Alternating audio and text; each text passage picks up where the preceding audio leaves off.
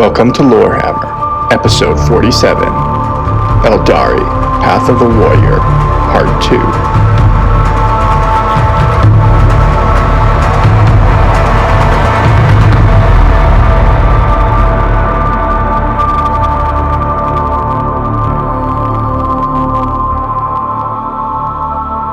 Hello and welcome back to Lorehammer. My name is Eric. Hey everybody, I'm Mark. Joining us today is Jimothy. Hello. Thank you And for welcome. joining us. Welcome Today? to you, Eric, and welcome to you, Mark. Oh, thank you for the welcome. Most people don't welcome us, even though we welcome them into our home. Some would say every time we do this, we welcome. So it's nice to be welcomed for once. I'm returning the favor. Message received. Oh, jeez, that We're eye winking contact. back and forth. I don't like it. Ooh. I don't enjoy that. Also joining us today, getting them back from last week, is Peter. Hi. Hello. I was never welcomed, so I'm not even sure if I'm supposed to be here. I welcome you. Do I welcome you? I'm not sure how this Peter, works. I'm anymore. so sorry. Welcome to Lorehammer. Thank you. Welcome back because you were here last episode. That's true.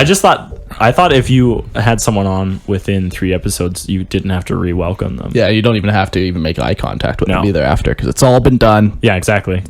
This is just like a what's it called when something hangs over from the last time? I don't think those actions make any hangover? sense. Yeah, this is a You know, hangover. one of these Peter, things. Peter, you come back just we got like this a weird hangover. claw. I enjoy you about as much as a hangover. Oh my.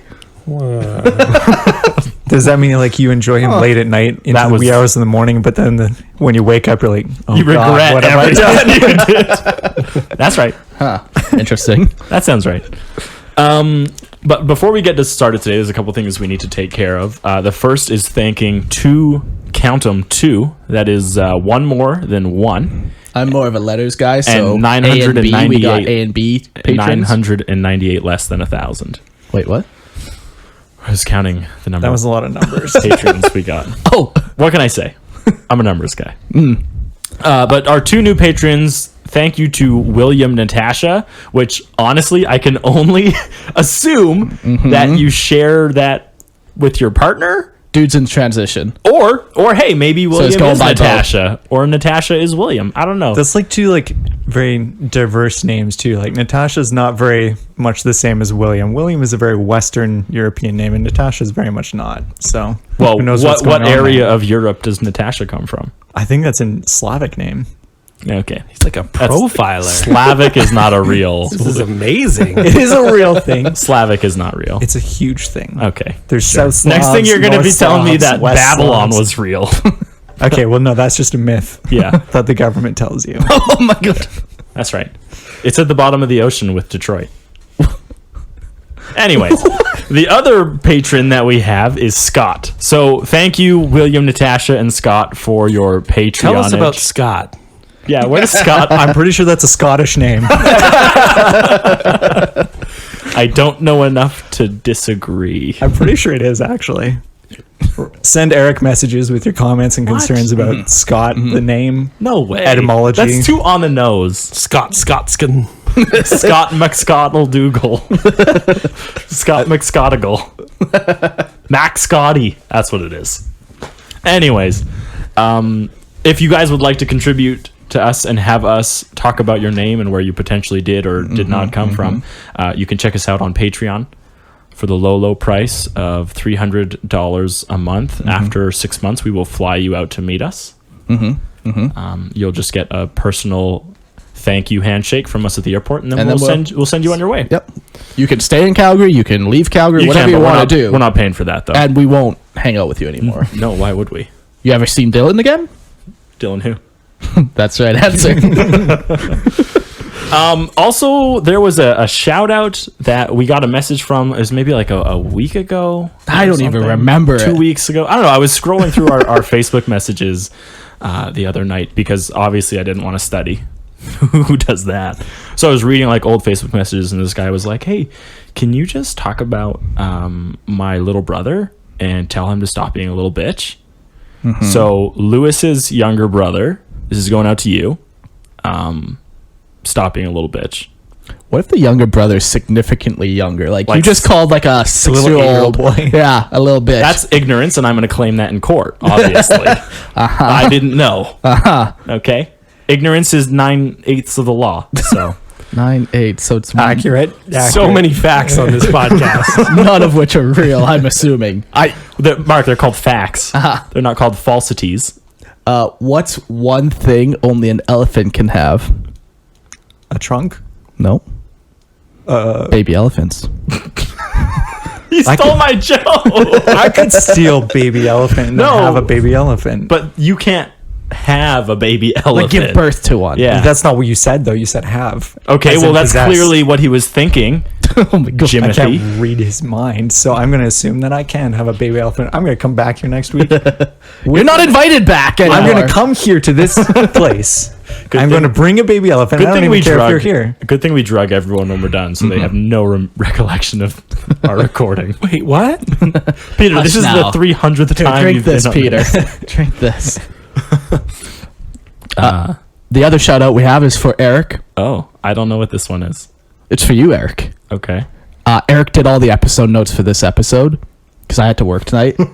I didn't do all of them. I did a third of them. Is it too much to ask that all I want from Lorehammer is like, you know, the fame, the wealth, the women, the prestige, all those, and I don't want to have to write episode notes? Is that too much to ask for? No. Here's the thing. You can ask for anything. Oh, is that too much to have? That's all I want. Yeah, that's way too much Every I always have to make episodes though, so it's nice that you did it all this time. It is was- actually surprising the amount of time we've actually put into Lorehammer outside of podcasting. Because to everyone who's listening, it probably sounds like we literally just sit at this computer and talk out our ass. For the first 10 minutes we do, and that's why it's like this. Mark, it's only been 6.5. We got 4 more minutes. Calm of this. your memories. But yeah, like honestly, probably spent, if not an equal, then just under amount of time prepping, and then also just talking about Lorehammer. Oof. Some would say it consumes my life. Oh yeah, right. I don't know how many conversations out of Lorehammer that we've actually had. You mean like you and me? Yeah, just you and I personally. I don't. Think I we don't want to about talk anything. to you outside of Warhammer. No. I apparently want to talk to you about Warhammer. All around me are familiar faces. Okay. So thank you, Eric. Thank you. You did a Hey, good job. you know what? You're Good job. welcome. I'm excited to see what you came up with. What make-believe nonsense you came up with for tonight. Have fun because it's just copy and pasted from the Wikia. Ah, perfect. Not even the most lexicon. reliable of Just sources. Wikia. And I took a lot of it from Reddit too. Oh, God. A cesspool. Yeah. All right. So Someone say that's where is detritus a bad word? Is that bottom feeding things, detritus? Is this Like another sediment? Detroit joke that I I don't get? even know. No, Yeah, detritus like is detritus is like junk. Like Yeah. rubble, rock. waste or debris of any Yeah. kind. So yes, Reddit is where Who you'd has find used the that word detritus. before? Huh? Who has ever used that word before? Me? I've Who's ever never used heard I the word, literally like- just used it. That's true. I'll back you up on that. I heard it. Peter heard it, guys. Okay. But this is episode 47, Aeldari, Path of the Warrior, Part Dos. Ooh. That was for all the Spanish listeners out there. You're welcome. Next week, hear me say one word in Japanese. We're turning this into I like don't like this it. is going to be a Duolingo thing we're doing now. I can barely keep up with the English though. Well, we're gonna keep a lot of it English just for you. Oh, perfect. So we're talking about the Path of the Warrior. Yes, we. It's a good are. path. Solid path. If you're a violent person. Yeah, Peter. Really if you're reveals a given lot to about homicidal yourself. tendencies, Homicidal. how would you say it? Not like that. That's a different kind of homicide. Homicidal, homicidal. Homicidal. How would you say That's it? a hate crime right there. Yeah. Did I say it? I said it normal. No, You did it. You said homicidal. It's That fine. doesn't change the meaning of the word. It might. It's debatable. It does. It very much Whatever. does. I don't have to put up with this bullshit. Holy moly. Okay. But today we're talking about Path of the Warrior. It's a continuation of our last episode. So truly, like, for all the people who are just literally starting in at this one, do not listen to this one first. Go back to episode 1. Actually, the introductory to Lorehammer. Listen to those 46 episodes and you know what we're talking about in this one. But if you really don't want to do that and you just want to listen to the path, make sure you listen to episode 46 first, because we do talk about it. But in case you did not listen to that warning and you still want to ignore the wisdom that we are dispensing to you, here's just a little taste of what episode 46 was like. Go ahead, Mark, take it away. The Path of the Warrior. So the Path of the Warrior means the Eldar, they have to focus on something specific, otherwise their soul gets eaten by Slaanesh. We've talked about this a bunch. So the Path of the Warrior is just one of the paths that they can go on, and they are the defenders of the craft world, and they're like the priesthood of Cain, the god of war. So they focus everything on becoming the best warrior they can. Yeah, and once you're on the path, there's a bunch of different like branches you could take, and these are all Trails. branches. Trails, even. What's wrong with branches? You don't. I think Are of you a tree. Are you a branchophobe? He's sticking with the path theme. Yeah, exactly. Path, trail. Yeah. It's a path on the tree, obviously. No, that's not a thing. Path of life is in the tree. A branching trail. Sure, that works too. Anyways, so within This the is path, making me homicidal. in the path of the warrior, there's a bunch of different ways you could express your violent tendencies, and these are called aspects. So each aspect is unique in their philosophy and in their execution. So someone who's on different aspects, while they're both on the path of the warrior, they will function very differently. Yeah, one might embody the path of vengeance, while the other one might embody the path of speed or like dexterity in combat. But in the end, they're both defenders of the craft world. Yeah. Shrines. We also mentioned shrines. So shrines are the physical locations where aspects meet. Each shrine is dedicated to a single aspect and is maintained by a single exarch. So it's their little hangout, their little clubhouse. Right. Exarchs will live at the shrine. They do not leave it. But regular warriors, they do. Yeah. They have their houses or whatever outside the shrine, and they come to the shrine every day for training, education, meditating. Yeah, Stuff like that. They even like repair equipment and maintain it and stuff, and make sure everything's... That's right. Yeah, It's a treehouse. branches. Branches. And then something else we talked about, which we will continue talking about, is exarchs. So these are Eldar that are lost on the path of the warrior. They are viewed by Eldar society as already dead by the Eldar population because they can never leave this path. Yeah, they've given everything into just violence. Yeah, violence and the dedication towards death dealing, which is pretty sad to an Eldar. So they are regarded by society by equal parts pity, fear, and honor. Yeah. Because even though other Eldar will pity them and fear them, it's still, they recognize the necessity of it. So Yeah. they are still afforded a level of honor and respect. But if ever, it's an interesting little tidbit. This is a little tidbit for you, Jimothy. Thank you. I'm holding his hand, and honestly, that Don't it's It's in a Tell weird them. way too. it is odd. It's like I stole your nose, but you have the thumb and it's weird. Anyways, an interesting thing is if you ever see an exarch as a regular member of society, you do not acknowledge them. And Really? that's actually a way that you Shunned. honor them. Oh. Is that you don't acknowledge them because they are I already must really honor my wife then.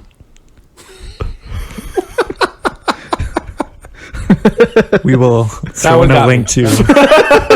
We'll throw in a link to like some marriage counseling at the end. This is just a Yeah. PSA for If all anyone the has any military. good online courses, send them this way, I guess. Jimothy, have you ever met my wife?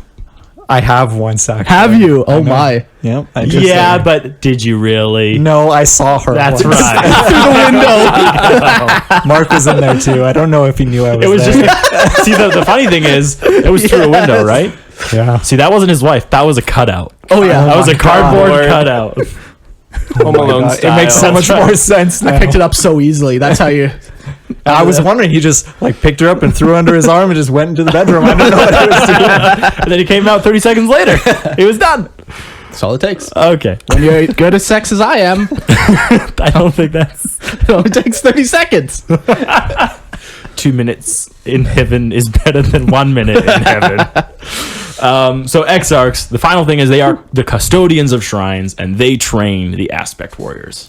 Yeah. One other thing about shrines too that was really neat and that I didn't know, but like shrines are like crazy vast areas. Like some are like the size of like provinces or states or whatever you want to call them, cities even. They're these vast things, and some can be like swampland, other could be like urban warfare. It all kind of depends on how the Exarch kind of likes to do his style of war, what his kind of flavor is, and it's just like.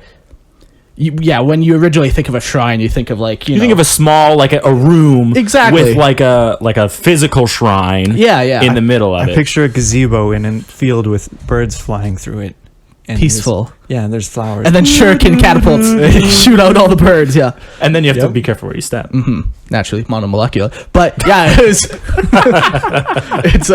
it was just a very cool thing to picture. And the one in here that we eventually will talk about, Crimson Hunters, they got a very cool shrine. This is the one around. Yeah. So we'll talk about that eventually. But shrines are just they're such a cool thing, and you could like really come up with your own flavor of how like your aspect Yes, warriors if you're kinda- building a story Yeah. around it, like don't be scared to really up the scale with Yeah. your shrines. I mean, if you have a reason for having an absolutely tiny shrine, Yeah. that's cool too. But Hey, some people have tiny shrines. I'm sure they do. And you know yeah, what? it's about how you use the shrine, obviously. Not everyone can have a province large shrine. It's just not going to make sense for all aspects to have that. But yeah, it He's so gentle. I can't argue with him. it's kind of cool because with Some the shrines shrines are only 3 inches. really That's all you. Sometimes that's just all you got. You got the small shrine. 3 inches. Are we 3 still talking inches. about shrines? Oh yeah. Eldar are very nimble, so they can all see. dance in the They're all spot of just that on shrine. top of yeah. each other. It's a vertical shrine. But one cool thing about the shrines too is like, yeah, we were saying you can make up your own lore for them. So you can like, it's kind of rare, like, to be able to write lore for an already existing craft world. Like it would be weird if you took Allotalk and then you wrote your own custom lore for it type thing, or you wrote a bunch of weird battles about it. You know, I'm not sure I fully agree with that. well, you can do it as long as you stay within the realm of reasonability. Sure. I think there's nothing wrong with writing in Alatalk. Oh, no, as long as absolutely you're not not. killing off. What is it, Eldrad? Is he I'm even not sure. in Alatalk? No, I don't think he is. Whatever. If you're But, not, like, if you're yeah. not killing named characters or saying creating someone that's like leading the whole thing. Yeah, You but can- it's- because it's- shrines pop up and disappear all the time. Yeah, so you could write shrines within Allotalk, and you could make them as unique and crazy Yes. as you possibly wanted, and it wouldn't really mess with Allotalk, No. you know? And that's kind of what I like about the shrines. Yeah, because you can It's- do whatever it's- you want. But exactly, it's just a very cool, you can really get creative with it. Yeah. And that's my favorite part about Warhammer. yes. Okay, good. All right. Aspect Warriors. Let's talk about them. So let's talk about last episode we covered 5 different ones. So now we're gonna jump into the remaining Aspect Warriors. And then And that's I'm a huge fan. Sorry, I'm a huge fan of Lorehammer? a lot of the. Yes, I am. That's why I'm here, probably. But I really like all these ones that you guys have left. So I'm really happy that I got in on this one because Nice. all of these aspects are super cool. they do have in here are my favorite ones. Yes. Too, so it might Mine have is been the on Howling purpose. Banshees. They're so good. You like those? I do. Yeah, they are pretty cool. It was really cool to learn about where they got their aspect from. Yeah. because that was something it was completely new to me. Yeah. So, and we'll see a little more of that actually in this episode. Yeah, there's a couple. So stay tuned. All right. Aspect Warriors. Striking Scorpions.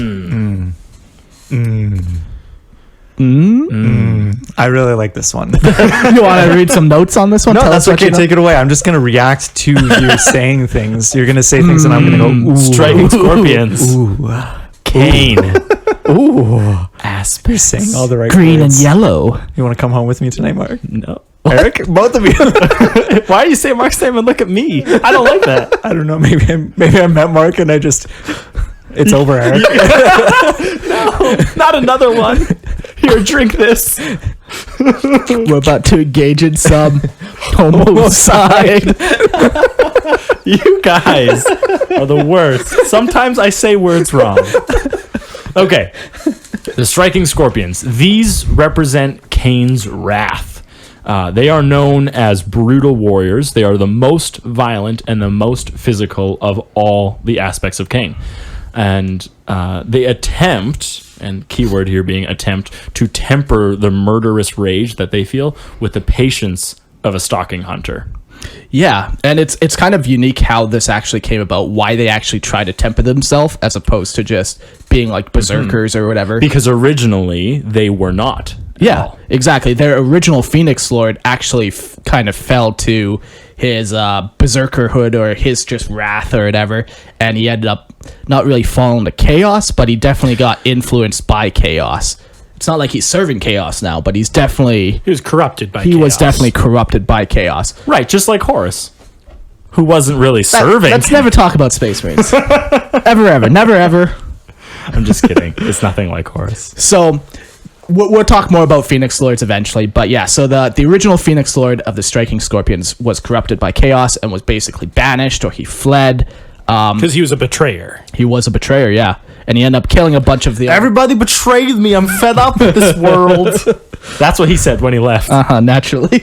Yeah. There's a lot of So- betrayal in this like universe. That's oh right. yeah, There's a lot of people named. it's not a after noble betrayal. bright universe. No, a lot of betrayal. A lot of betrayal. A lot of Just saying. heartbreak too. Just saying.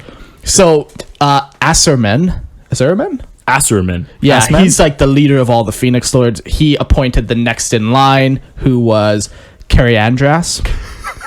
Kariandras? I don't know. I say Karandras. Kirandris. Oh, Carrying that ass. That's now his name. So he was appointed, and through his But he was also Ara's Like number one prized- student. yeah, prized that was like He was his the most best. logical person to Yeah. take over. Yeah. exactly. But what was unique about him was Ara number one. Jeez, Karandras number two. best striking scorpion. That's right. Yeah. But what was unique about him is he was actually tempered, and he focused more on being like stealthy and like waiting for that perfect moment to get violent. Yeah, and then unleashing all Exactly. the rage he felt. Exactly. And yeah. So that's kind of why now they are tempered. They're not just this vengeful berserker warrior. It's that he was corrupted, and now they're no longer Yeah, no, like, that. oh, geez, that's not going to be sustainable. Yeah, they learned, he taught them patience to go with this murderous rage that they had, which then made them greater warriors and more effective in their role. Yes. It's also a really good thing to build lore around, because there's a lot of tension inherent in that.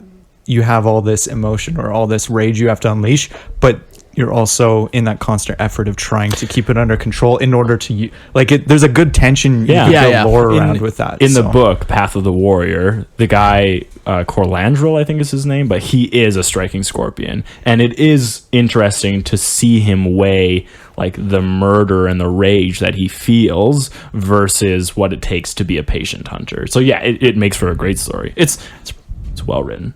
It's a good tension. Yeah. So the role of the striking scorpions, they make excellent infiltrators because they're that patient hunter, and they're known to be able to blend into like any piece of cover, even though they're wearing bright green armor with yellow. They can still disappear into the shadow. What do you think about that? I think anything is allowed in a world where you can summon fireballs from your fingertips. That is the correct answer. Yeah, they're known apparently for being able to just disappear in shadows. Yeah.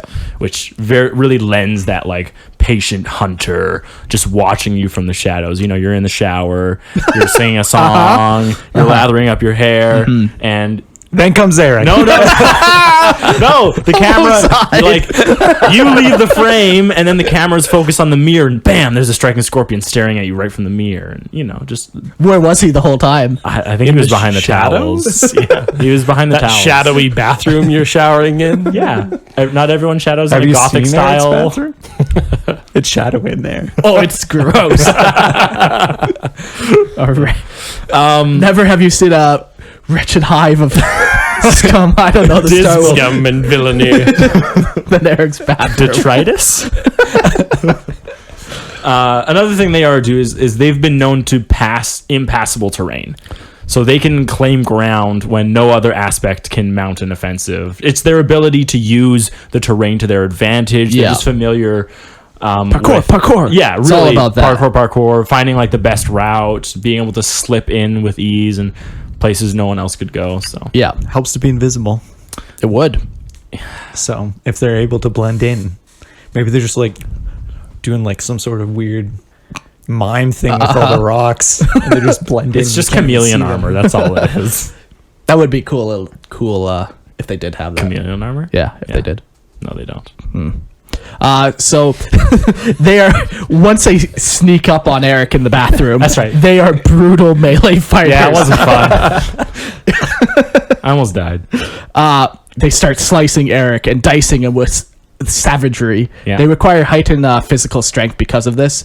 They also wear like heavier armor and weapons because they have like physical strength. And, So because they relish savagery and brutalness, they are equipped with like close combat capability, and they can easily like surpass terrain. They purposefully seek out the biggest enemy they can find. yeah. So they're specifically going out for alpha targets on the battlefield because Yeah. they're like, we can get to him, and then we just want to unleash our rage on him. I wonder if there's even a little bit of like an aspect of like maybe honor, but not quite. Like you Like think- honorable combat. Taking on the biggest Yeah, enemy, yeah, you're exactly. saying? Yeah, like think like the Trojan movie with Brad Pitt, where like at the beginning he fights the other enemy leader and then they win the war. Like that's like an aspect of war or whatever. So I wonder if they kind of take a little bit of that too. Like they focus on like the honorable duel almost, like. But they're like Choosing the they're biggest- melee stealth fighters, so Yeah. I don't think they're really. It's not like they're challenging someone. Yeah, to a that's true. fight. They're just- sneaking up and killing them. Yeah, they're going after the biggest one, Right. But they're not doing it. It's almost. I think it's more just bloodthirst, isn't it? Sure. If you see the biggest thing and you're a bloodthirsty savage group of guys, you just want to kill the biggest thing you can. I don't Sure. think it's anything about. Yeah, and it Well, could just be I'm yeah. big, you're big, I'll kill you. Sure. No, Who's that's fine. bigger? Who's more powerful? That makes sense. Okay. I'm happy with that Why not? answer. War Let's gear. keep going. War gear. Yep. They wear the heavier version of the aspect armor. So we talked about a little bit of that in the last episode. It's basically like a body tight glove that they put on, and if you hit it, it hardens, but it's super flexible until it gets that hard impact or whatever. So it keeps them very mobile. So, but the ones they wear are heavier. Yeah. So they aren't as quick as other aspect counterparts. Yeah. But they're tougher. But yes, because of this, they can withstand heavier fire, and because they're going to be moving up and going after alpha targets, they will draw more fire. Yeah. Which makes But- sense again. Like you don't need to be speedy when you're stealthy. So even though they're not speedy never even thought compared about to an Eldar, they're still quick. Oh, Like- they're still faster than any human. exactly. So it's not like they're these lumbering behemoths, like they're still super quick, just slow for Eldars. Their armor is predominantly green with yellow, black, or orange stripes being the most common colors that they kind of accent their armor with. And when I didn't know when I started out learning about the lore and Eldar came up, they were kind of the first things I came across. Okay. And I just loved the aesthetic. Like when you see them painted up really well and you just see how they look, man, they're really cool. And Yeah. I personally, they're my favorite model in the Eldar line. Don't Ooh. give me those eyes. Ooh. That's why I like when you said, "Oh, we're striking scorpions tonight." I'm like, yes, because I love them. They're so cool looking. I like their little. So on the top of their head, they have like. I think almost like dread. They're dreads. predator dreads or whatever. So and they usually paint those like the yellow, black, or whatever. And yeah, it looks so good. I love it. Yeah, They're a sweet model. they are. They're sweet looking. Don't give me those eyes, Eric. Eric stage. They're my first love in Eldar. Oh my! Their How could helmets. you do this to me? How could you betray me? Their helmets are equipped with. They're called mandiblasters, and their pods fitted on either side of their helmet along the jawline. Yeah, take like 2 empty toilet paper rolls and stick them right along your Cosplay jaw. Eric. And that's your Mandy Blaster. How do you do the dreadnoughts? Is that just a mop Yeah, for your cosplay? Yeah, Eric that's right. will cosplay. Ooh. yeah. Okay. I'll do it. Put a mop on your head and 2 rolls of toilet paper. Go to a comic. Striking Go to a scorpion. comic expo and just say, "People, And what are you?" I'll wear a green bodysuit. Ooh. But just like The Green Man suit. yeah, from Charlie. Yeah. Oh my god. These mandiblasters, so they are activated neurally, and they release a hail of metal shards. Once that's done, an intense laser burst is released, and it uses the metal shards that are embedded in the victim as a conductor. So the range on this weapon is only slightly more than a single meter, but like, man, once those metal shards are in you, and then that blast is just drawn to those things, like, you're cooked. Yeah. It's super interesting because it's kind of like a creative weapon that's not very common. Yeah, in it's a lot not of like things. a It's- conventional idea. Yeah, Not like, something you would ever think of. It's No. not like a plasma, which everyone does, or Yeah. a heat weapon, which everyone yeah, does. it's very unique weapon. But it doesn't. I mean, nothing in 40K makes sense, but it makes sense as far as 40K Sure, goes. of course. So it's not kinda cool. It's not using like sci-fi language, Yeah, to like to- distract you from something. Like, Exactly. this is plausible. Oh, we could make it. That's right. I'm an electrician. I'm sure I can wire up some type of. We're just gonna need a lot of volts. Yeah. That's all. You want amps, but it's okay. What's the difference? Volts? I want amps. ohms. No, that you Ohms. definitely don't want. I want ohms. 1.21 gigawatts. That's That's right. not even a real thing. I know, but I like to say it. Fancy sci-fi words over there. The other thing that they use is the Scorpion Chainsaw, which is a lightweight, diamond hard, one-handed, diamond toothed, There we go. one-handed chainsword. That's right. They are also equipped with a shuriken pistol, and which is just a shuriken weapon in small form. Yeah. But this one actually has an added function. The pistol is psychically linked to the bearer, and the helmet display actually shows a small screen of what the pistol is aimed at, and it's called the Scorpion's Eye. So this eye can see in more spectrums than regular vision, so it sees like infrared.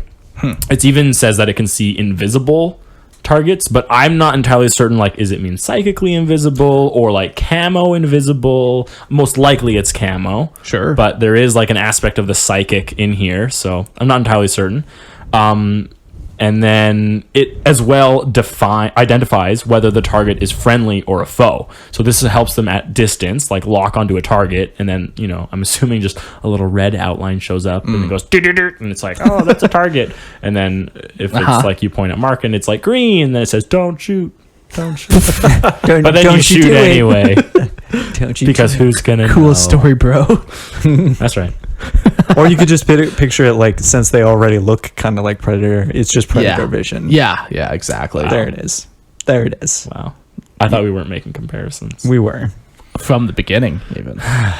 You're the one who said it. I'll just reevaluate my entire idea. So far, your notes are Throw all the suck. notes in the garbage. Yeah. we did these together. Hey, don't reveal behind How are me. you cosplaying the Scorpion Eye? What Yes. household item is? So over I'm your eye? thinking like a Smash like a vase and just No, no, no, no, tape no. it to your It's eye. think like a vacuum hose. Okay. And I'm gonna attach one end to the pistol, and the other hand is gonna go right into my eye, and I'll just include a bunch of mirrors in it, so I can actually see what's the pistol is coming out of. So you're going to duct tape a vacuum hose to your arm and head. Yeah. Beside the toilet paper roll. I think you should do this. Guys, Next year, Comic clearly, Expo. Next I've year, thought this Comic through. Expo. Clearly, you have a genius beyond any of ours. That's right. Welcome to my YouTube channel, where you learn how to take everyday items and turn them into fantastic cosplay. Oh, jeez. The final thing we have about striking scorpions is they use plasma grenades, known to be deadly effective, and they're also known to use wave serpents as a transport when necessary. We talked about plasma grenades before. Yep. We've talked about serpents, so they use those two things. Yes. Let's talk about striking scorpion exarchs. So these scorpions have become one with the shadow, and they are adept at striking from darkness, and they've spent so long meditating on this that they're experts at it. Something they will use is a scorpion's claw, which is one of the shrine's sacred weapons. It's just a regular power weapon, so it's got that field that disrupts matter around it, and it's in the shape of a claw. Like Just a crab designed- claw? Yeah, like a crab claw. Or a Just- scorpion, some would say. Or some would even say like a predator claw. Do they have claws? I thought they did, don't they? Don't they have hands? They have claws. I've never seen the movies. Anyways. It's all coming together. It's all coming together. Something else about the scorpion claw, though, is that it has a wrist-mounted shuriken catapult on it. So bigger than the pistol. Yes. Catapult's more like a rifle. Yeah. And so you'd have this on one hand, this claw with the catapult mounted on it, and then you'd have the scorpion chainsword in the other hand. and that's one way you can fight. The other way is they use like biting blade, which is basically like a two-handed scorpion chainsaw. So it's just Bigger, a massive, more cool. yeah. Monomolecular. No, diamond hard. Well, actually, you're right. For some reason, they decided to do diamond hard for the scorpions, but then monomolecular for the big one. That's not true. Yeah.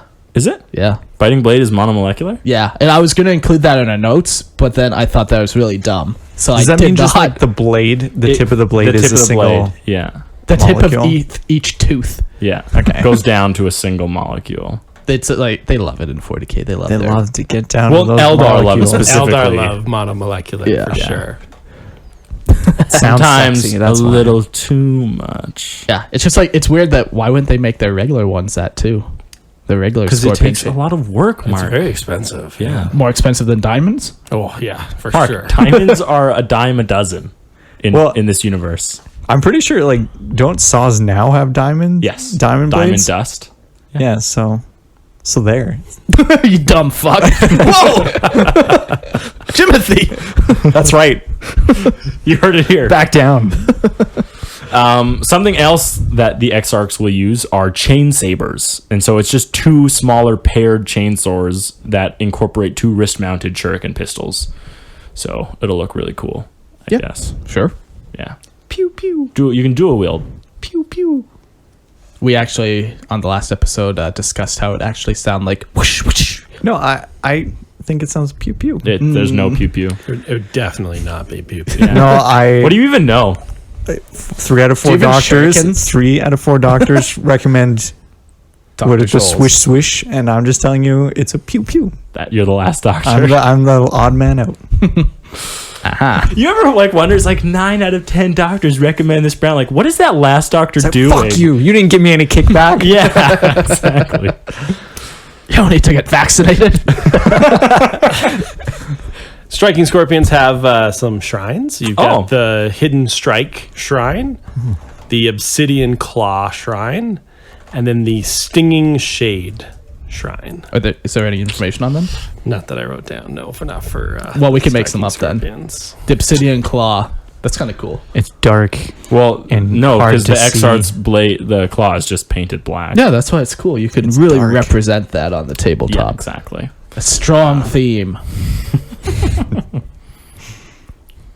We did it. Yeah. That All was right. the episode. Good job, So guys. that's it for Striking Scorpions. Timothy, thanks for joining us. It was my pleasure. I'll just see myself out now. Thank you. Thanks. Drink this before you go. The next one we're going to talk about are Dark Reapers, which are, without a doubt, one of the coolest They're pretty neat. aspects. Tell me about Would them. you say they're the most popular? I don't know about that. To me, they're good, but I don't talk to enough people to know what their Let's just make some feelings are. distinctions. They are the most popular. 80% of all Warhammer fans polled agree that Dark Reapers ROP. are the best aspect out there. But let's talk about why. Why are they the best? Well, there's a very clear and simple reason. It's strength 5, AP -3, 1 damage Yeah, guns. hitting on threes, never Yeah, being that's able to what hit does it. below that, Yeah. which is amazing. You take the Alatok craft world rule, and now everything is at -1 to hit them. If you really want to go crazy, you just toss a seer in front of them with protect and jinx, right? Like you get real crazy with it. Don't worry. Somebody at GW just loves his Eldar. He has a big pillow at home that he just goes. body pillow? He's got one of those Eldar body pillows. It's a waifu. Waifu. doesn't it's have any mostly threads. helmet though. Yeah, the last third of it is just crested helmet. Let's talk about Dark Reapers, though. These Eldar represent Kane's aspect as the Destroyer, and they are the most sinister of all the aspects. They believe that every weapon can be wielded with a scalpel-like precision, including the heaviest weapon. I like that. Yeah. A scalpel. Yeah. They have this Scalpel. And then massive- scalpel me and hands him a rocket launcher. And he's like, all right, I'll do it. Operating on a guy with a rocket launcher. This aspect was given to Kane by a different entity, but that's for a later episode. Their Phoenix Lord is Megan Ra, whose title is the Harvester of Souls. Yes, Cain. This is not Cain's aspect originally. It was given to him by something else. Cain's a lover, not a fighter? No, that's not true. This came from fighting. Oh, God of War, yes, sorry. Yeah. But yeah, that's a really cool tale, which we'll get to eventually. So no spoilers, Peter. Yeah, Peter. Oh, okay. I'm not going to say. Good. I saw you. I saw what was going on in your mind. And I decided I just want to tell everybody. I just put a stop to it right now. Okay. The role. Tell us about the role. They function as a heavy support for the Eldar forces. They strike with unerring accuracy from a long distance. They focus on high armored targets, taking down the best protected foes with their weaponry. So they'll sit in the back. They will, and they'll provide strike cover. Because they use missile launchers. Yeah. So they'll just all the way from the back of the field. You lob that missile launcher. Well, yeah, it's not a straight shot. Gravity is bad. Gravity's not real, Eric. Well, you're okay. The planet is rising at the same rate that everyone claims gravity is pulling us towards the core of the planet. Now you're getting it. Science.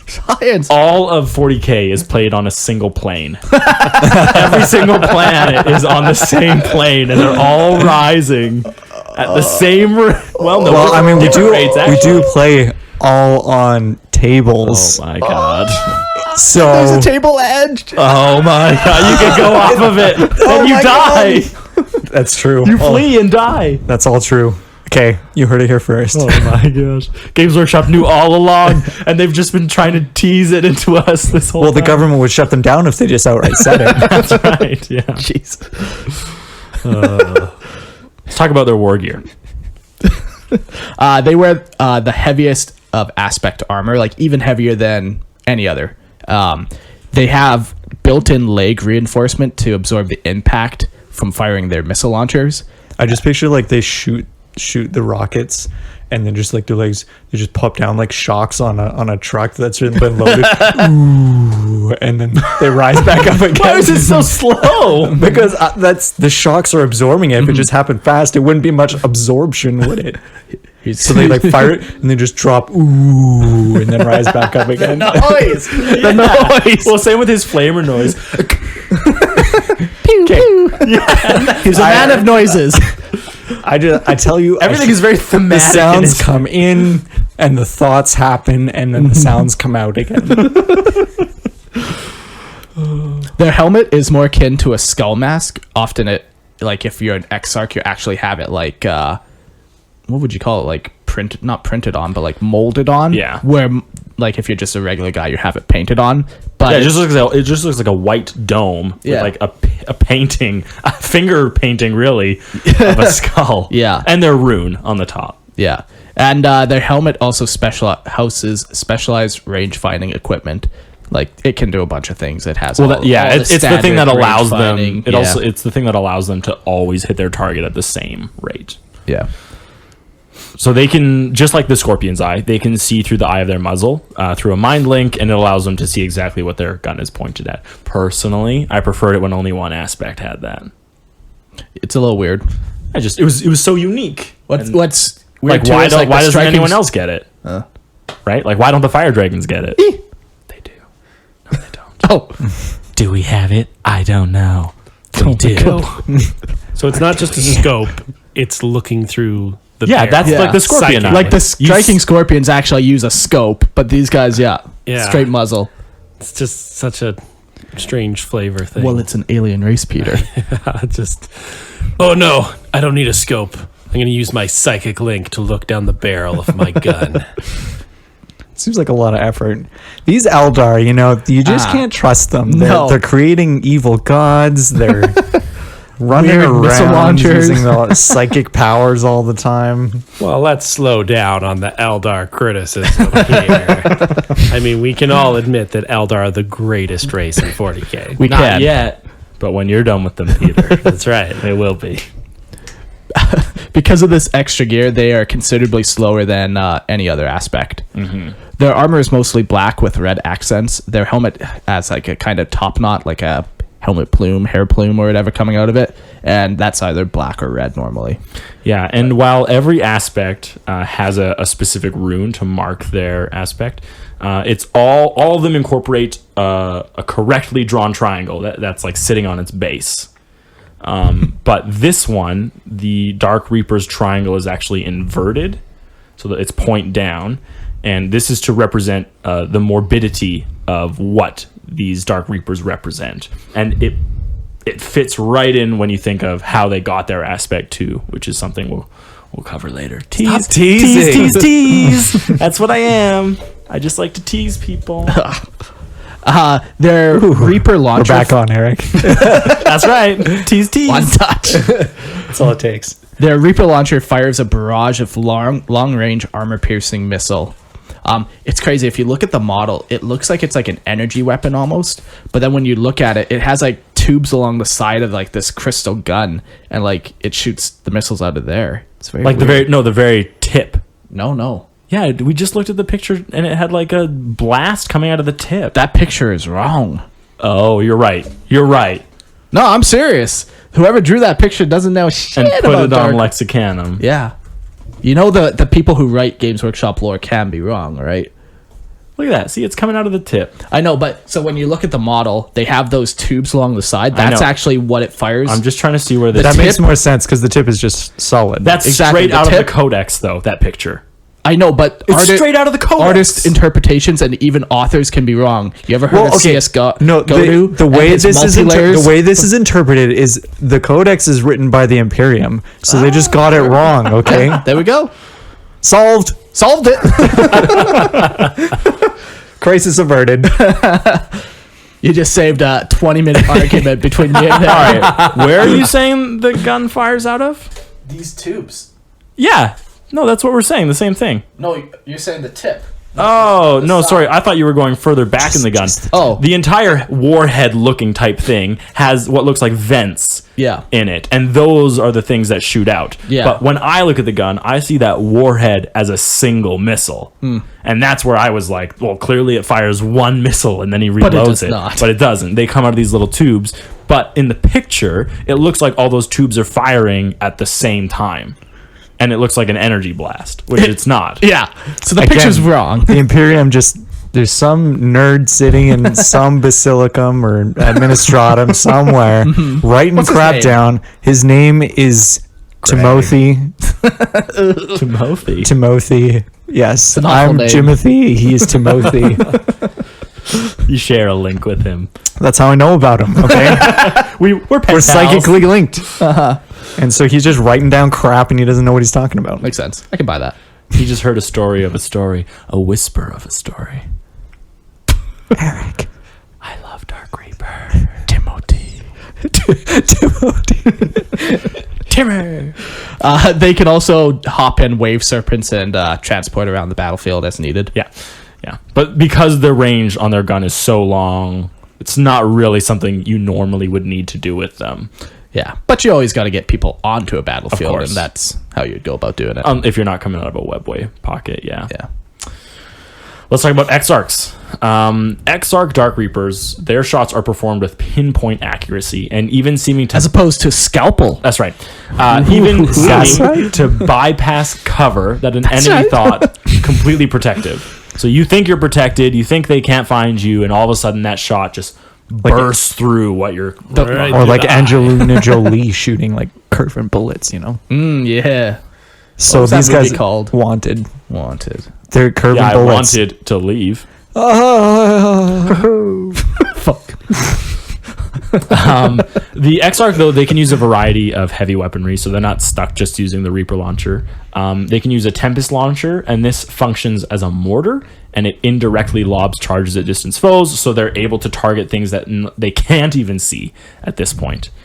They can get an Aeldari missile launcher, and this has complex chamber pods designed to contain several different types of ammo. So these can be crack, powerful explosive with a massive charge, or plasma, which is a charge capable of melting through armor, as well as other types of ammo. I'm assuming, maybe not in gameplay, but I'm assuming they could also use haywire, because that's another pretty common Eldar handheld Yeah, I could see grenade that. type thing. Yeah.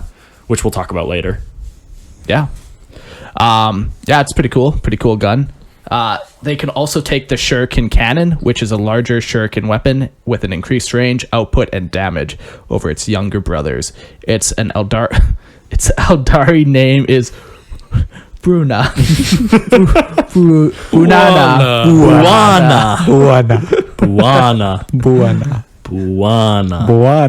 Buana. I am Buana. Let's talk about their specific shrines. Give me some shrines, Peter. We've got the Shrine of the Jade Scythe, which perfected the art of killing as many foes as possible at once. They perfected that. Yeah, I guess. I mean, I think that's So everyone's goal. But like they're like trying to one sniper round, I double think so. headshot. Right. Yeah, Yeah, that's that's what- line up like 8 guys. Yeah, Right. yeah. Go all through all 8. They're hitting like the tree, which is falling over, which is causing the building to collapse, which is causing an entire sinkhole to create. And they just kill. I don't know what that has to do with Jade. Don't Don't overthink it. Okay, I'm not. Is it Jade or Jaded? Jade. Yeah, the Jade. I They're can't tell ya. jaded. Fuck this guy. Yeah, I don't know why the Jade's in there, honestly. I mean, their colors are black and midnight blues. So. What's even happening here? 40K. Then you've got the Shrine of the Three Deaths. Their commitment to total annihilation is even respected by the Drukhari. That's something. That's like a double-sided compliment. Like, I don't know how Yeah. proud of that you'd really be. It's like the Drukhari are like, good job, man. And you're like, oh, thanks. This is awkward. One of us. Yeah, you're like, no, please no. Then you've got the Crystal Grave Shrine and the Not the Crystal Meth Shrine. Okay. Last Midnight Shrine. I wonder about the 3 death. There's got to be a story behind like the 3 symbolical deaths that every Eldar goes through or something. Like the death of your innocence, yeah. like the death of your youth, And then the death of your enemies. that's right. Oh my god, like that's awesome. We just did it. I would love Canon. Games Workshop, hire us. No, it would be sweet. We're magnificent lore writers. are really. I would love to read a story about an Eldar becoming a Dark Reaper and experiencing the 3 deaths as So what was the first one again? the death of your innocence. Okay, so that one you have to kill your parents. These are Isn't that the death of your childhood one? Oh, maybe Because yes. I think it doesn't that come next. Oh, yes, you're right. well, Sorry. no, like the innocence and youth is they seem pretty. Death closely of innocence is discovering your body for the first time. related. That's right. It's understanding how stuff works. I never did. Then you kill your parents. Then you kill your parents, and then you kill your enemies. It's all making It sense. would honestly be a really cool story to like read as this Eldar. You would like journeys. that, you sick pervert. No, The death of innocent. You would love to read that, you sick pervert. he grabbed his Shrine.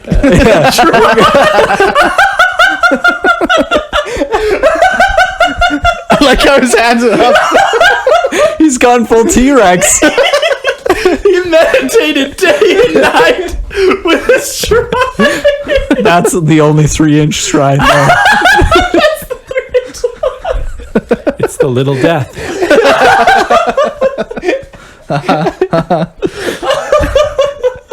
I'm so hot right now. Oh, my ears. My ears are so hot. You did go very red. Oh, I'm so red. What an insane man over there. That was so good. That was good. I sides enjoyed hurt. that. Fire dragons. Moving on. Oh, was there any other shrines? That was all. Nope, that's it. We're good to move on. Moving on Fire quickly. dragons. The next. We're not good to move on, apparently. Ooh. Stop laughing. It hurts.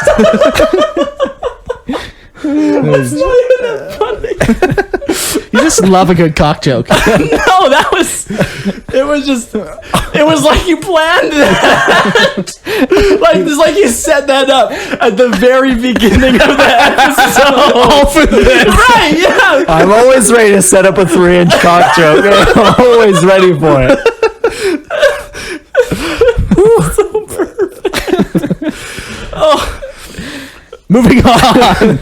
Fire dragons. The fire dragons the aspect that the fire drags represent is the burning desire for destruction, which is different than the Dark Reaper's desire for destruction. Yes, because This is a burning desire. yes. The reason is that they're trying to emulate dragons. Sure. So Cain, who is like a being of fire, burns things like through his heat, right? Like it doesn't. There's no precision in that destruction. Sure, It's just a blast All-consuming. of his rage and Okay. fire. Well, could you say this is just like you're destroying things like a wrecking ball and just moving through things and it's just chaos and everything's blown apart? indiscriminate. Yeah. Whereas Where the other one's like pinpoint. it's a scalpel. Yeah. Okay. Right. And they're more like, it seems like this is more just like destroying everything, not even just like your enemies, but like you blow through a town and there's no town left. Yeah. That's right. Yeah. You don't care if you set the entire town on fire. Okay. No, good distinction. I like that. They are aggressive close combat aspect. Okay, which doesn't mean they're fighting in close combat. No, They're not melee. Like on tabletop, their guns are 12 inches. Yes, so you need to be very, very close Yeah. to them, but you still don't want to get in combat. Yeah. And they find delight in the devastation they wreak on their enemies. Reek. They find delight. That is a bad thing to do as an Eldar. Are dragons part of the Eldar lore, really? Yeah. Because they haven't really come up much Yeah. this far in talking about the Eldar. It's in there, like, because the Eldar have a very large mythology. Sure. So, like, even if there's only mention of them once, and I can think of one example at the very least, which is the dragon as the Void Dragon, because all the Satan shards are in the Eldar mythology, right? So, at the very least, he's a dragon. So, we know dragons exist in the mythology, and while Sure. I haven't heard of any other dragons, like, I'm assuming there are, because they say here that they try to represent the burning that a dragon visits. There are definitely dragons in 40K as well. Like Vulcan fights one, Yeah. right? But yeah, no, he does. That's what I was gonna go with. Yeah. Okay, and the Emperor. Yeah. And also Ferrus Manus. Ferrus Manus. Yeah. Actually, I thought. You that want one- any more dragon? Yeah, Peter. What more do you want? Damn it! Fucking. I guess that's all right. This guy demands so much. The Phoenix Lord of the Fire Dragons is Fugian. Yeah, Fugan, Fuegan. Fuegan. like Fuego That's for right. fire. Tierra del Fuego. Nice. Yes, Fuegan. Ooh. Clever wording, Games Workshop. Yeah. Called The Burning Lance. I'll go with that one. That one's easier for me. Who was once a student of Asman before Asman. There it is. The Asman before he started his own shrines. Mm-hmm. That's cool. There's a couple that were like directly taught by him. Like Almost him. all of them. Yeah, pretty much all of them. Okay. Yeah. There's only a couple that weren't. Oh, okay. Yeah, it's way more common to have been one of his students. Yeah. So because of just the way their armor is and the way their weapons work, which we'll get into right after this, they are well suited to targeting heavy armored vehicles or creatures just of monstrous size, or even enemy fortifications. So they're so well practiced at this that they seem to deal even greater damage against these targets than other lesser enemies. Which is represented on the tabletop in their rules. What do they get? Like They get a reroll? bonus when they're targeting vehicles or monsters. Ah, sure. Yeah.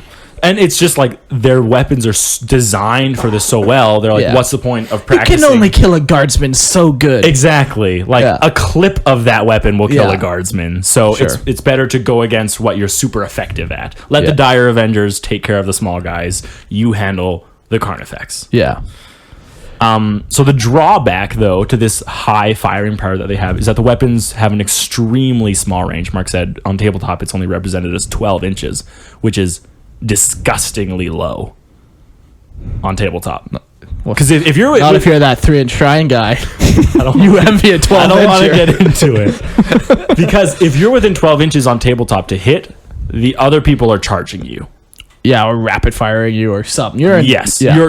You better kill them or you're going to be in for a world of hurt. Yeah, so the fire dragons are like recklessly aggressive. Like, Yeah, they're not scared to get Yeah. up in their face. yeah, they don't even hesitate charging towards like the biggest enemy, the Carnifexes. And yeah, it's like This massive Bane blade that's aiming right at yeah, them. they don't even- accept like they got the one chance to take them out. Otherwise, shit's going south. Yeah, which is really cool. It's almost like a kamikaze suicidal type deal that they deal with every time Yeah, that they go into combat. yeah, that's cool. Which is like strange for Eldar. Yeah, to kind of throw away their life. Not Yeah. that they're really throwing it away, but like but to I be know what you're ready saying. to do that. Yeah, Yeah. to be reckless as an Yeah. Eldar, it seems like Because they have That's so risky. much to live for. yeah. Yeah, no, that's a good point. And every time one of them dies, it's a lot more of a disaster than almost any other race. Yeah. Except for Tau, because Oh that's just my. sad. You never want to see a Tau die. Except I I love love it. seeing Tau die. Yeah, but then you have to listen to me bitch and whine. That's true. So That it's, part you never sucks. want to I've see been a actually Tau thinking die. of using all my town models as just corpses on bases. Excellent. Just to paint them in his color Yeah. scheme too. And you've done one of my knights. Yeah, As a wrecked I mob. You painted guys are one of sons of Mark's. bitches. I bought like a Necron Tombstalker, so that big centipede-looking Yeah. mother, and modeled him on top Centipede of mother. like a ripped-in-half armiger, and then the armiger is painted in Mark's knight army. So basically, they can't beat me on tabletop, so they're just defile models, paint them my colors. I'd love to play against your knights with my pylon. Anyways, let's talk about Challenge not accepted. not accepted. You know why? Because I value our friendship way too much. yeah, that's the We real would thing. not be friends after that. Let's talk about the war gear of the fire dragons, though. The fire dragons wear aspect armor that is heavier than normal. This is due to the dangers that they must place themselves in order to be effective. Yeah. So this part was a little odd. I didn't really see how it fit together, but this is what it says. The armor is covered in spiny protrusions, like spikes, and this is said to increase the stiffness and overall quality of it, though. I see again- it like scales, like Right. That's, Yeah. I think, what it's going for. yeah. Oh, yeah. I did not pick that dragon- up at all. dragon thing. No, because that makes complete sense. Like I'm a thinking like, Fiery dragon. I'm like, what are these perhaps. little spikes, like half-inch long spikes sticking out of them? Like, what does that really do? Yeah, no, it's like overlapping. Like, Okay. No, like, think that's like way my scale cooler. mail that I have on my armor. That's way cooler Yeah. now that I think about it. Yeah. All right. Accepted. Their armor is normally flame colored, be red, orange, yellow. You know, blue is also a fire color. I've thrown copper and a piece of garden hose in. It turns green, even purple. Yeah, So and you all die of colors are smoke. flame. Yes, yes, sir. All All colors colors. are flame colors. That's not true. Different color combinations can mark the different fire dragon shrines. And they have been known to wear tabards, which reflect their shrine that they serve, as well as the craft world they hail from. So it kind of, there's a lot of variation depending on where you're. Yeah. Do you want to model them with the tabard, or do you want the colors on their armor to represent where they're from, or Yeah. you can just do the standard color on the armor and have their tabards, no tabards. It's cool. It's cool. The fusion gun. So this is their primary weapon, and it is a heat-based weapon similar in effect to like Imperial Melta weapons. It has a short range and functions by Hyper hyper. What's the next word? agitating And the next one? sub. And I'm pretty sure I got this one. Yeah. Atomic particles in the air. The particles begin to move so quickly that a massive spike in heat causes all moisture in their target to vaporize. Oh, so I didn't know that they functioned like this. Yeah. Same. Me neither. Until I read it. Causing this is the them notes to that I did. explode. Without Mark, because he didn't want to join me. I worked 13 hours today. It was delightful. 13 hours. I was clocked in for 13 I'm doing hours. air quotes right now. Anyways, sorry. Keep going, Mark. Or in the case of fortifications, armor, or vehicles, it just turns into like melted slag, molten slag. Yeah, that's crazy. I didn't know that they like. These It's function like microwave guns almost. These function slightly yeah. differently than how Imperial Meltas work, because Imperial Meltas will use a gas. Yeah, like They it will will use a literally pressurized gas that they shoot out, which agitates quickly and causes the air around it to expand, which gets the same effect. But these like agitate the particles in like around the target, so like, Yeah. it focuses like a beam that causes everything to shake so much that all the moisture vaporizes and they just explode, which is awesome, Yeah, no, That's pretty cool. New respect for those guys now. right? Yeah, very cool. I like that a lot Very cool. actually. I'm fairly certain. Keep going on, but I'm gonna. They also have access to melt-a-bombs, which I'm sure function a very similar manner. Yes, but they are discus shaped, which Yeah. is kind of cool. Yeah, they can throw them. You know how Play grenades frisbee. work. Play frisbee with hot potato, hot melt-a-bomb. Either That's way, true. Yeah, Ooh, you're gonna have a bad time. you're gonna have a bad time. What is unique about these is they're activated by a verbal command, so they can throw them and then like wait. No. Boom. Fly. What's the Fuego. dune? What's the dunes? The dune sound they make for their guns. Pew pew. No. That's a shuriken In weapon. the movie, right, sorry. In the movie with David Bowie, the weirding way is like a voice activated command. Muad'Dib. That's right. That's what That's it his is. name. I know, but that's what they scream into their gun to make them explode. What? Honestly, it's a weird representation of the book. It's fun watching just because, who's Picard? Sean Patrick Connery. Stewart? That's right, Patrick Stewart. Mark, you're just trying to mess with me. I'm going to homicide you later. Homicide. So yeah, Sean Connery. No, Patrick Stewart. Screw you. I got it as mine. David Bowie's in it, but anytime they want to fire the gun, they have to yell Muad'Dib, and it like fires the gun, which is how. So this is how that works. Yeah, exactly. Interesting. Okay, but Not canon, but interesting. here's what you need to do, guys. Yeah. If you really care, get a picture of a Dark Reaper missile launcher, the Reaper launcher. Got it. And then get a picture of the Fire Dragon fusion gun. Got it. Take a look at the two of those tips. They both That's a are nice that tip. like cone-shaped tip. Just imagine with the things the I could do with the that vents tip. on it. They Yeah. look the exact same, Yeah. but one of them Shoots missiles. shoots missiles and one of them shoots Microwave. microwaves. It makes no sense. That's it. All I'm saying. That's Eldar are all Eldar. fancy and looking all. All I'm saying is Eric's plebeian spicy. brain can't even So comprehend. they just like everything to look good. They don't care. you guys are the worst. Eldar, No, I would. Eldar don't I care. cannot wait for Eldar aspect recasts. Oof. I cannot wait for an updated kit. Yeah, they deserve They them. are so goddamn old. When was the last time that they like?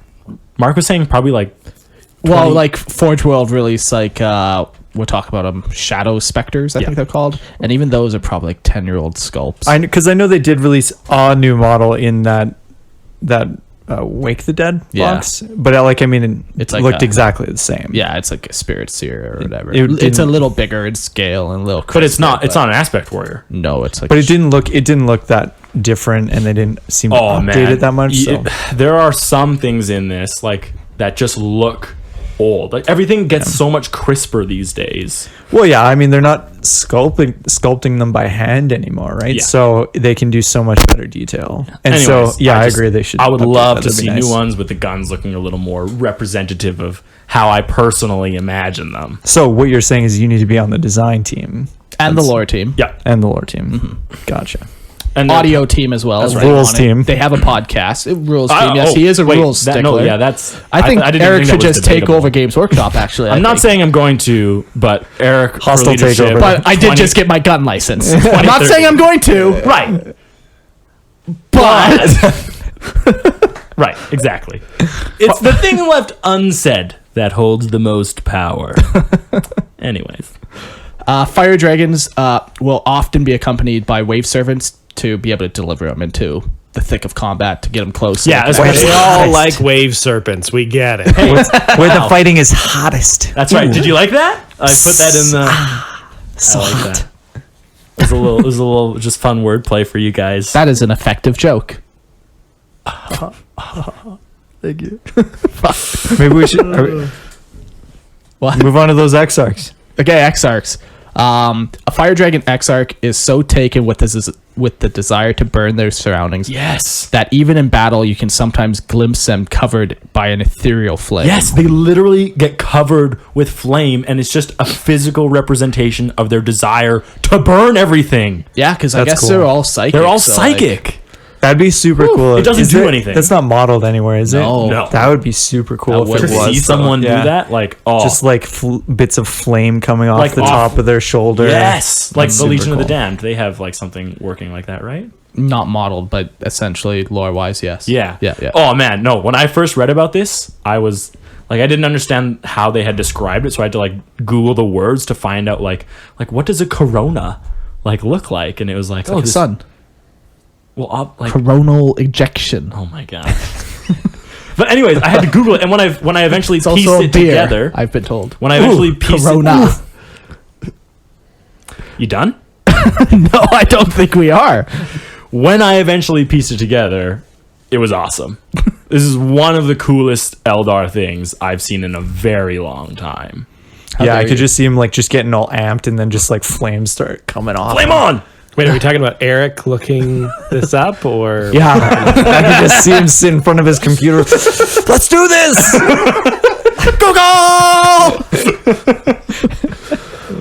That's sad. They are expert shots capable of targeting foes with uneary accuracy. In addition to this, their greater skill, they also have access to a greater arsenal, such as the fire pike. The sacred weapons. Yeah, the fire pike. It functions the same as a fusion gun, but has a slightly extended range. Many of the exarchs take this weapon to emulate Fugen, the Phoenix Yeah, Lord. this was a Fwagon carries a fire pike, so Yeah. everyone wants to be like him, so you take that. Who doesn't? Yeah. Jeez. They can also take the Dragon's Breath Flamer, a short-range flamethrower capable of cutting down great many enemies at once. This is a tactical choice for the Exarch that foresees their foe to have a large bardic count, as this is where the Fire Dragons lack strength.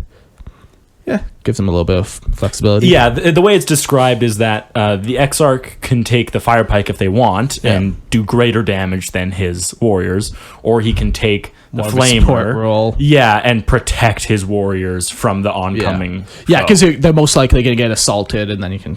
yeah. Yeah, no, that makes sense. Okay. let's look at their shrines. We've got the Blazing Fang Shrine. So they're all about piercing enemy vehicles with focus blasts from fusion guns and melta-bombs. Cool. So you need some vehicles blown up. They're the guys to do it for you. Then we've got the Living Flame Shrine. And then, as I call my shrine, the Red Worm Shrine. Your They shrine. specialize in mass use of flamers. And then you've got the Burning Wing Shrine. And they use as many wave serpents as possible, allowing its soldiers to move anywhere on the battlefield. That's probably how I would most likely see it, is the Burning Wing. I like the all flamer one too.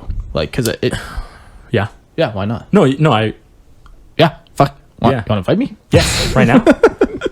You get your flamer, I'll get a wave serpent. We'll see who. Well, no, one gets a flamer, one gets a fusion gun, Yeah. and then we will decide which one. The to thing roll. that's too bad is that there isn't an option, because fire dragons are supposed to be proficient with all flame weapons, and it's too bad that there isn't an option for them to get rid of their meltas and take a different fire option on the table. Yeah, but when the new models come out, they will. That would be awesome. They should give them like an incendiary grenade round. Grenade round, like they shoot something. Yeah. What? So it just shoots far? Well, it shoots a little farther, Sure. right? Because flamers are going to be shorter range than their fusion guns. Sure. Right? So your flamer is like an 8-inch range, right? And you give Sure. them like a blade mount, like another blade they can use or whatever to get in combat. And then you give them the fusion gun as like a mid-range. And then as a long range, you give them like a grenade like launching gun that can shoot 18 inches, but it's got an incendiary Molotov round. cocktails. That's right. Yeah. And a potato cannon. Eldari. Oh my god. Oh god. Yes. Flaming potatoes, French fry cannon. Well, if they shoot it through the death spinner, then it would be French fried, because the potato would just get shredded by all the monofilament. Oh my marks. god. Anyways, it would be cool to see a tabletop representation of their... I'd be happy with flamers and meltas. Yeah, sure. The grenade launcher I could do without, Sure. and I will. Thank you though. For Okay, your well, we could be amicable about this, or you could just be a complete dick. Swooping Hawks. That's the next aspect. Whatever. In ancient Eldari stories, a murdered Eldar would inhabit a hawk and then hover above their murderer. The Swooping Hawks... That's creepy. Isn't it crazy? This is like it's not really in their mythology, but it's in like their stories. Yeah. They tell their children. Yeah, exactly. Like it's like how It's a bedtime story. Yeah, there's like tropes. This is like a When you How I die, killed your mother. If you're murdered, you know that hawk in the cage over there? That's actually your mom. Yeah, if you are murdered, because Yeah. it would help point out the guilty person. Yeah. Because they would hover above the person that killed them. Yeah. Yeah, so the Swooping Hawks take this imagery as their own and represents Cain's desire for vengeance and retribution. Yeah, I really like how this one actually fits in very well with the aspect of Cain. Yeah, like some of them don't. Yeah, some of them you don't really understand the connection, but this one Sure. is very well put together. Yeah. Their Phoenix Lord. I don't want to say that one. Someone else read this one. Barahamaths. Baharath. There we go. That's their Phoenix Lord. And he's called the Cry of the Wind. He also trained under Asuraman and was said to be his finest student. Oh, interesting. The best of the His best student.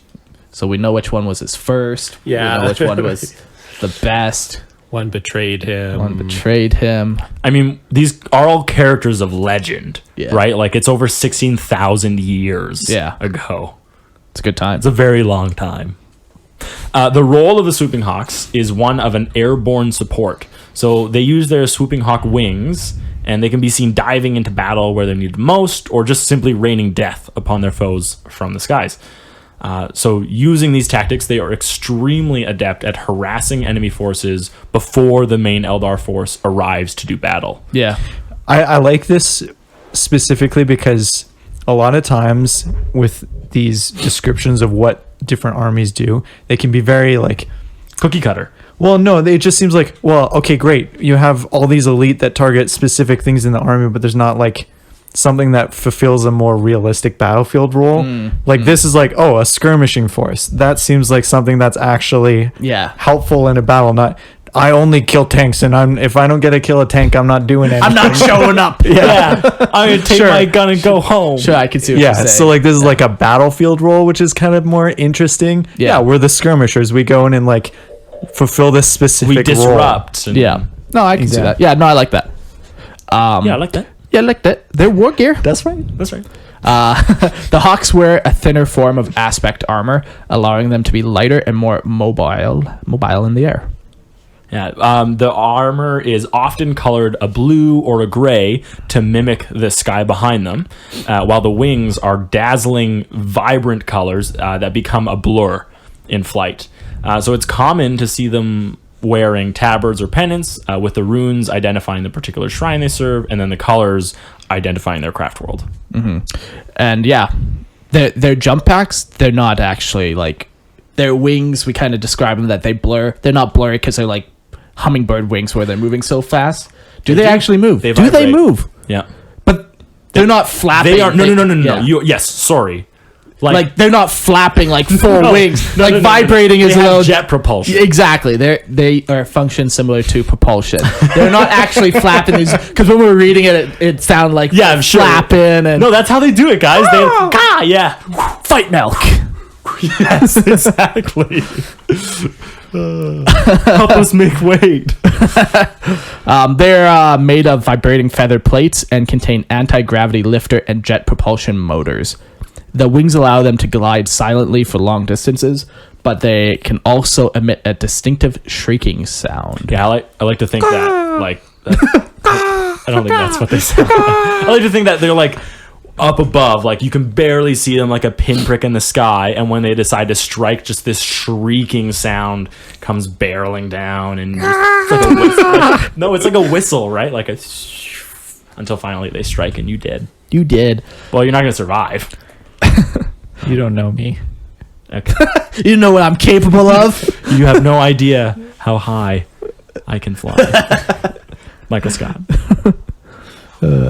Doesn't he quote himself when he says that? No, he does another quote where he goes, you missed 100 Oh, yeah, 100 yeah. goals of shots you don't take, Wayne Gretzky, Michael Scott. That's what he quotes. All Swooping Hawks are equipped with las blasters, a rapid-fire laser weapon. This weapon is far more advanced and energy efficient than the clumsy Imperial las gun. Yeah. It functions, you get the same effect, Yeah. but theirs is much more elegant Yeah. than the Imperial one. Another crucial part of the Hawks' war gear is the Swooping Hawk grenade pack. These launchers are strapped to their legs, which allow them to release grenades downwards on their enemies. The packs can also carry a variety of grenade types, such as the anti-personnel frag grenades, or plasma grenades, or anti-tank crack grenades. Yeah, this is where also I learned about haywire grenades, because it's also another one that they can take. And a haywire grenade just releases a small electromagnetic burst to disrupt enemy systems. So it's just like a small EMP. Yeah. But it can just destroy like enemy vehicles' ability to move or function, right? So, a cool thing though about these packs, even though they're on their legs, is they can just reach into them when they're fighting, grab whatever grenade is in there, and use it in combat as well. Yeah. Those haywire grenades, are those represented tabletop at all? Yep, they are. Okay, like what do they do? I'm not sure 8th edition. I've never seen them played 8th edition. Dang it. But Well, it'd be cool if they let you drop them and then they like make tanks not able to move the next turn. I wouldn't be Yeah, so surprised that'd if be it cool. did something like that. so back in like all the other editions, like you wouldn't do wounds to vehicles. You would do like effects. Sure. So you could like shake the crew, stun the crew, and these would like stun the crew, so they would Right. effectively not be able to shoot their guns for a Right, turn. right. So, but yeah, I don't know 8th edition. Yeah, I haven't Well, I'm I haven't just seen a checking lot right of now. Eldars played. Got to get Eric on it. Yeah, Oh, Eric, man. I'm hurry not up and buy it. doing. I'm not doing Swooping Hawks though. I'm only doing You a do different one. what we say you will do. Oh, okay. Grenade pack. Honestly, it doesn't say What are you looking for? the grenade pack. I'm seeing what the haywires are. Oh, rules. Yeah. Okay, well, while you look at that, since the Swooping Hawks are often used as forerunners in an attack, they're released from atmosphere by a shooting starcraft. What's a shooting starcraft? Oh, that one's really cool. I'll tell you all Okay. about that. So this is a craft that it doesn't land on the planet. It Okay. exits the craft world carrying the Swooping Hawks. It enters the atmosphere. These guys jump off this plane in the atmosphere, and then it goes back to the craft world. Okay. So it's like a high orbital drop pod thing, really. Yeah, so it's like probably not even equipped with like weapons or anything. I didn't see any. Yeah, but it's only for these guys because their gear is so bulky and weird that regular transports don't carry them. Interesting. And the rules for that grenade pack is in 8th, you don't get to pick between different grenades. It's just you roll a d6, and then on a 6 it does a mortal wound. So not nearly as cool as what it could be, Yeah. but way easier Yeah, to deal with. Yeah, well. cool. No, that's cool. Yeah, I've never heard of the shooting starcraft before. Yeah, it was really cool. Shooting star, it's called, not shooting starcraft. Just so people. Yes, it is a craft called a shooting star. Yes. Craft. Not to be mistaken with Craft Worlds Right. or StarCraft, Which are worlds. the game. Of Warcraft. Yes. Okay. Azeroth. They're Eastern Kingdom. exarchs. Draenor. Fuck. Here we go. Argus. Pandaria. Oh, Pandaman. Get out. Sergeant Pandaman. Why would you say that before Northrend? Or Deep Home? Nobody knows what any of this is. And when I say nobody, I mean me. I don't know what any of this All is. you need to know I am is- everybody and nobody knows. Benton nerds. The Exarch, the Swooping Hawk Exarch, is so knowledgeable that he knows the perfect time to disengage from an enemy and then maneuver to a tactically better position. He's so smart. His Brain is so That's big. like the description of all XRs. Yeah, they though. know exactly when to strike from the shadows. Yeah, they know exactly what to target. They Yeah. know exactly when to target. They are the better. The Exarchs are equipped with a power sword as well as a las blaster, but they can replace their las blaster with a Hawk's Talon, and that's just a more powerful version of the standard las blaster. Yeah. In the past as well, not in this edition because I was curious to see what the rules for this next weapon is, but they used to use sun rifles. So they don't exist in this edition, but it was back and forth. That was the last time they used them. And these are just laser weapons, it said, capable of clearing away entire squads of enemies with a single burst. I wonder if that used to shoot a template. Maybe. Yeah, like a cone. Maybe a cone, yeah, sure. Maybe the burst. I don't Who know. knows? Cool. Yeah. But yes, it hasn't been used for a long time. Okay. A few shrines from the Swooping Hawks. You've got the Ashen Sky Shrine. So they specialize in the use of special optics. Ooh. Then you've got the First Dawn Shrine and the Shimmering Horizon Shrine. They're kind of cool because they specialize in attacking from above with the sun to their backs. Oh, yeah. In order to blind the enemy. That is cool. Yeah. Yeah. And then you've got the Sky Talon Shrine. So they're on Craft World Biltan. And they were instrumental in the Craft World's successful campaign to reclaim one of the Maiden Worlds, Illyria, Oh yeah. from the Imperium. Okay. What was the world they saved? What was its designation? It's a Maiden World. What's a maiden world? Like an Eldar homeworld. Are those crone worlds?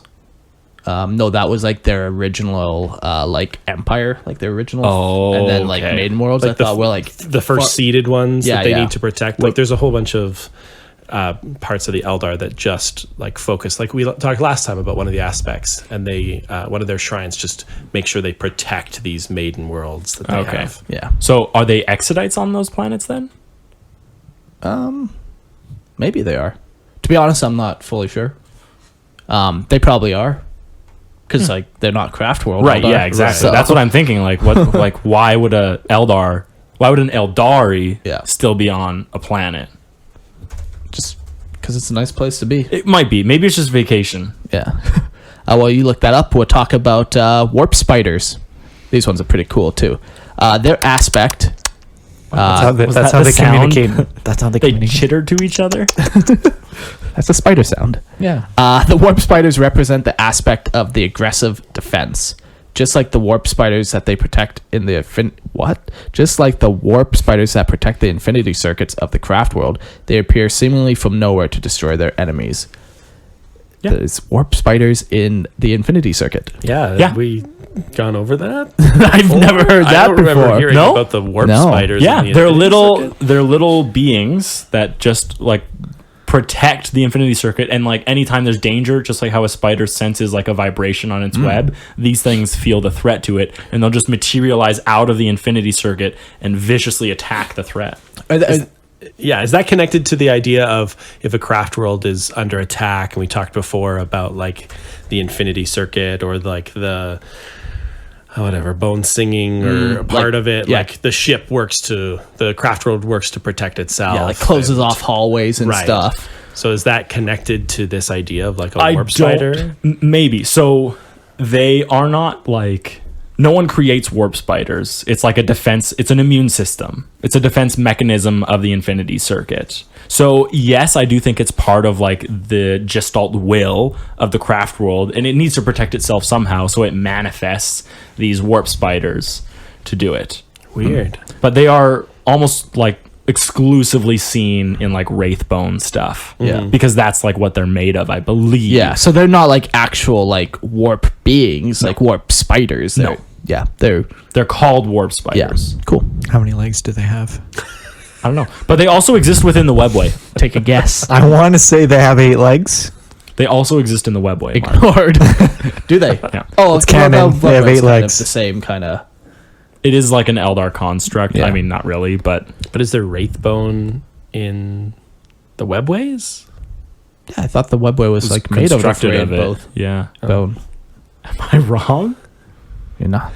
I just always picture it more as like ethereal than Like a goo. yeah. Yes, exactly like that. Yeah. Exactly like a goo. It's like Like a spectral, tunnel viscous system. material. No, I always thought it was like a actual solid thing Yeah, I always pictured it as a solid thing too. Interesting. that you can destroy. Yeah, exactly. Well, you're looking that up, What, the webway? are you? Yeah, I am. But there's so much. Yeah. Okay. Good luck. I need to read the whole thing. Do you know there's an entire map made of the webway? I did not.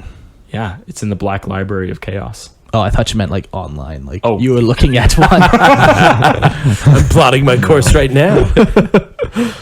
Because of the danger to an Eldar entering the warp, this... Whoa, I missed a part. What? What's up? No. No, you They- didn't. They appear seemingly from nowhere to destroy their enemies. Because of the danger to an Eldar in entering the warp, the spiders are considered amongst the bravest of all the Eldar. Yeah. Their founder is unknown, but there is a legend that the Eldar craft world of Kalor, that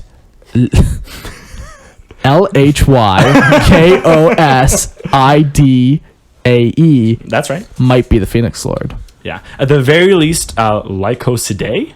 Lycosidae? Oh wow, just I don't know. But at the rolls very off the tongue. at the very least, I think he's called like the Wraith Knight or something, or the Warp Knight or something. But anyways, at the very least, Spider Warp Knight. at the very least, he is an exarch Yeah. of the warp spiders, and Yeah. it's thought that he also might be the Phoenix Lord. Okay. Yeah. So the role of the warp spiders is to ambush. Sometimes I can't read. The warp spiders excel in ambushing tactics. No, I think what happens is you start the sentence with how you think it should be started. is how it And then should have you- been started. Yeah, exactly. And then you start reading, and you're like, wait a second. That's not how it should right, be worded. exactly. That's not how it should be. So you end with how I wrote it, but you started it with how you wanted it, and the sentences don't mix. no. That's the can't- problem here. I don't think because the ability to step into the warp, they can appear at any place. What's that? I don't think because of their ability to step in the warp, they can appear at any place. They can anywhere within 300 feet. No, I don't. Yeah. Where you? I'm just starting my own sentences and reading yours. Yeah, but that one actually made sense. I'm Just confuse people. I'm super confused now. War So, gear. The role of the warp spider is ambush, because they can step into the warp and step out. There's no warning or notice where they're going to strike. Not like swooping hawks, which emit that shriek or are a blur in the sky or can be tracked, right? Whereas these guys are literally stepping out of the warp, so there's no way to track them. That makes them dangerous. Yeah, that is interesting that they'd go into the warp. We'll Just go because- into like the Oh, okay, danger well, of it, because just it's shut up it is then. interesting, but it comes later. I'm sorry. I'm just preempting because I find it interesting. There's a cool video. Dawn of War 2 has a cool trailer with them. Shows them like teleporting. Was that the one with the dreadnought? There is a dreadnought in it. I am destroyer. I have Of come to worlds. destroy you. Something like that. I burn with fire. Some And I Space Marine stompy type stomp. quote. Yeah. Stomp on my enemies. War gear. The warp spiders use the I shoot them with heavier guns. aspect armor, but even though this makes them slower, their ability to jump through warp negates this. Their armor is also further warded against the dangers of the warp. Their normal color of their armor, some variation of red and black. Yeah. So the signature piece of equipment is the warp spider jump generator, and is housed inside their backpack. And if you look at the model, it makes them all look hunchbacked or like they have like miniature bat wings on them. It's I don't like it, but hey, that's why we need new sculpts. But so this backpack that they have allows the wearer to step inside the warp for jumps up to 300 feet, which is pretty far. Sure. So this is where it gets dangerous, though, because you're right, James. Once you're inside the warp, you're assaulted by visions, and they actually describe it as being there's a hungering that's tugging on their spirit the whole time that they're in the warp, which is only ever alluded to Slanesh, the she who thirsts, the great hungerer, the devourer. Like while they're in there, like there is the chance that their souls will be ripped out of their body forever. Yeah, like my part of the problem I get with all of the kind of Path of the Warrior. There's no problem. Okay, I have the problem. The problem is with me, obviously. Yes. But part of my problem with the Path of the Warrior for Eldar is sometimes like anything that's reckless just seems to fly in a little bit in the face of you're Eldar. You gotta be like careful. And so the idea of like an Eldar playing with the warp just seems. It's kind of brutal. Like the idea that they're playing with things that they more than anybody else are aware of how dangerous this is to play with. So it's just like that these guys are jumping into the warp is kind of trippy. Why would they do that to themselves? Why are you doing I this? might have a thought to that, though. Sure. Just maybe though. Yeah, I don't know if it's here. We'll see if it I comes. might have Well, no, one. it's I think part of it is like they're not themselves, because when an Eldar is following the path of the warrior, part of who they are is like suppressed and repressed, and they're representing Cain, and Cain doesn't care. Sure, that's true. Right? That's Cain fair. is just about death and destruction and retribution and vengeance and defense. And so in his mind, like if he's like, I need to sacrifice something to save the people, I'm going to do it. Sure. And I think that might be Sure. like a cheap out for it.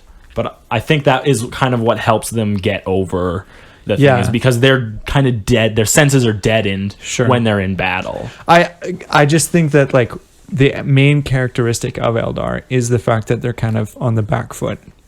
And they have to be so careful with all of their people. Yeah, That it's just a little bit out of character from their general actions, but I guess it's a little bit of depth. They're to what normally they like need to- put a stone on a planet to trip somebody, so 10,000 years later they won't have to fight in a battle. Yeah. Yeah.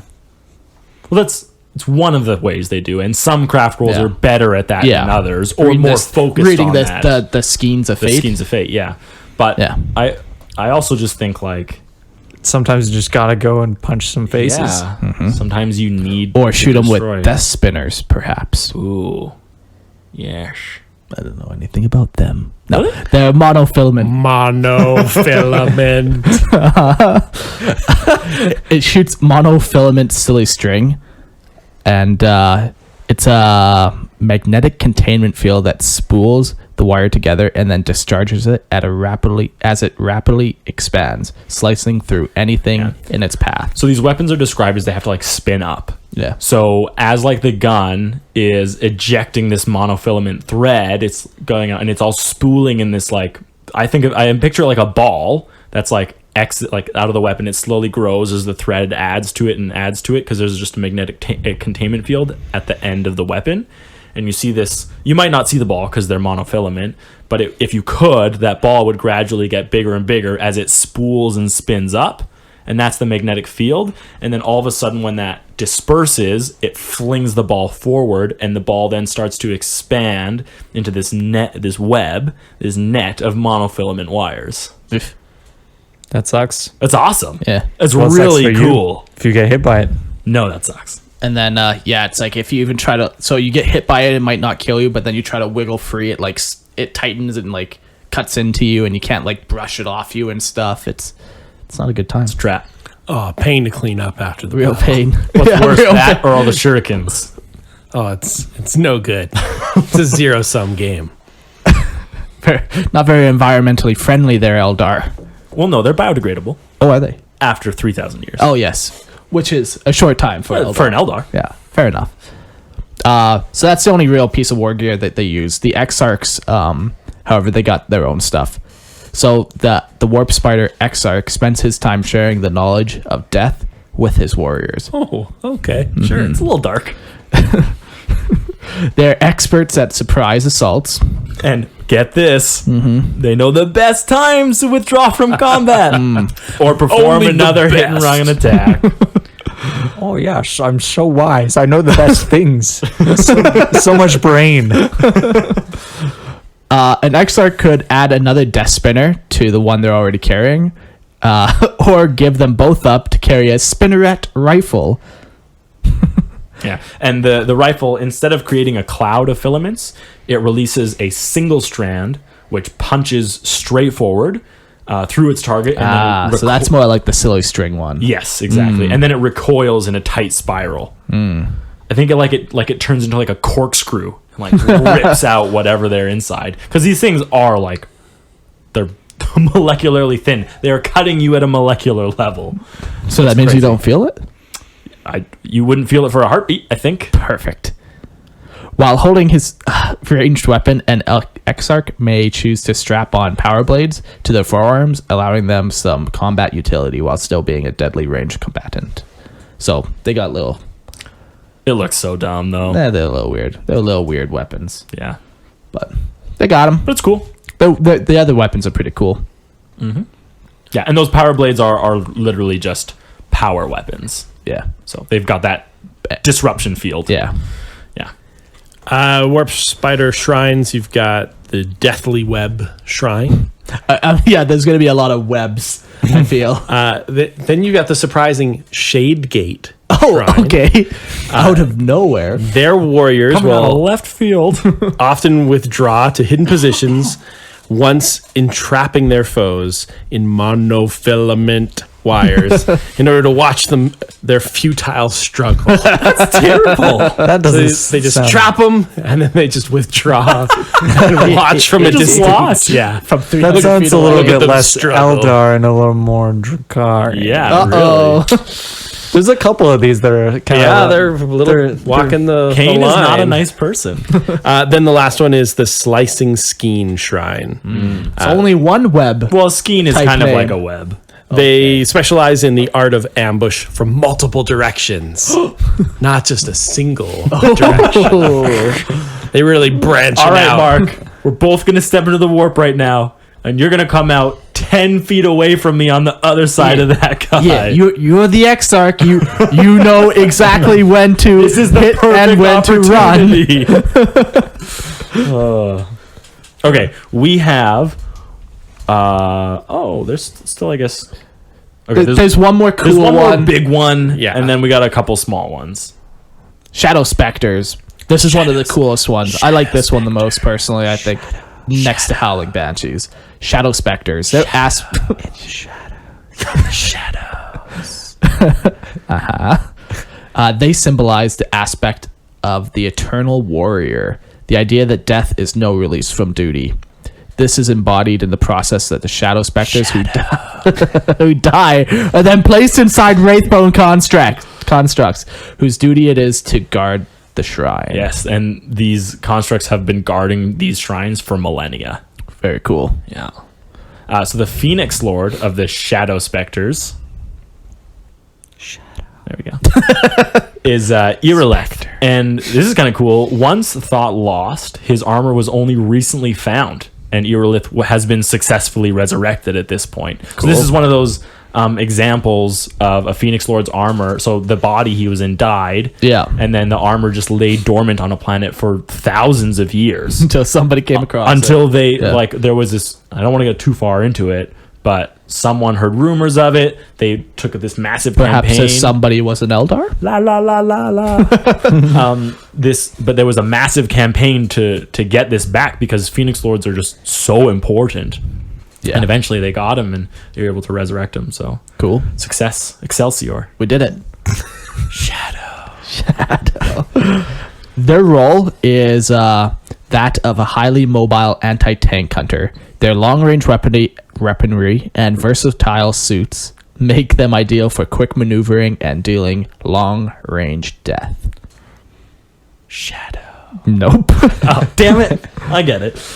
So the Shadow Specters wear a standard aspect armor in the terms of the benefits it gives. But since their armor is meant to resemble ghosts or wraith constructs, it looks quite a bit different in the shape of it, really. Yeah. It's also normally colored white and green with strips of blue cloth fluttering around them, just trying to really give them that wraithly, ethereal vibe. Yeah. The Eternal Warrior vibe. They're normally equipped with jetpacks to give them mobility, and hollow fields, which mimics their surrounding terrain, making the target invisible. Yeah. So, like, why would, like, striking scorpions not have this? Read the next part. When the bearer moves, so a hollow field, when you're standing still, it mimics the terrain around you. Yeah. Right. When you move, though, the field causes their image to burst into a cloud of light fragments, making targeting them all but impossible because it like sends like a checkered shape everywhere, and you have no idea what's in front of you. You can't be stealthy if you're moving and that's happening. And so, Sure. of course, why It's don't more you like just turn it's it like off? running with flares, I guess. Yeah, exactly. Sure. Okay. Why don't you just turn it off while you don't want to be seen? Well, Mark, that's a great question. I don't know. But I'll ask Games Workshop when I own them. Thank you. Well, you will tell Games Workshop. I'll tell them. Yes, I will tell them. Look, you either change how hollow fields work or you give them to the damn striking scorpions. You got two options. Yeah. Either you change how they work, or I'm giving Mark your personal number. That's right. And you're going to have to deal with him. You're going to have to answer. You're going to get those 3 a.m. text messages from Mark. Because I'm sick of it. You hear me? I can't get no damn sleep anymore. Let's whip out some shrines. Shrines. No, Or we're not gonna go- on that. We're not done yet. Oh, jeez. But yeah, the hollow field is kind of cool. You looked so ready, though. I was just When setting you him say up. shrines, Yeah, which shrines what are are you we talking about? what are we whipping out? Handshake. You look so ready to talk about them, so I was just setting him up. What's the difference between looking ready to talk about shrines and looking ready to talk about literally anything else. It's the twinkle in the eye. it's that There's a excitement. twinkle when you're talking about shrines. I was just setting him up, okay? I'm just trying to be a good participant in this podcast. And you blew it. I just, So yeah, the hollow field is quite cool. Cool. Because it's supposed to create like a display that just confuses and confounds. Cool. So Shadow Specters carry and use Prism Rifle. That's right. An energy weapon that uses the same technology as the Prism Cannon, just portable. And the Prism Cannon is quite a scary weapon. What is that all don't know. about? Okay. Thank you. Terrifying. what is it? I don't know. The thing is, like, this is all Forge World. Like, Forge World created this aspect. Yeah. So I don't know why I didn't just check the rules for them, because Also, like, prism cannons are on, like, wave serpents are and they? stuff. Yeah. Oh, I didn't know that. Yeah. But yeah, Maybe it's- not wave serpents. What's their fire tank called? Whatever. Yeah, that's it. Yeah, but it's like created a portable version. Yeah. So these weapons are terrifying on their own, but they become even scarier when used in conjunction with something called the Ghost Light. And that is a complex. No. I get it. Ooh, whoa! Who said that? Who's around me? Who said that? Kevin? Is that you? Say something else. Shadow. Oh my God, Kevin! Kevin's here, guys.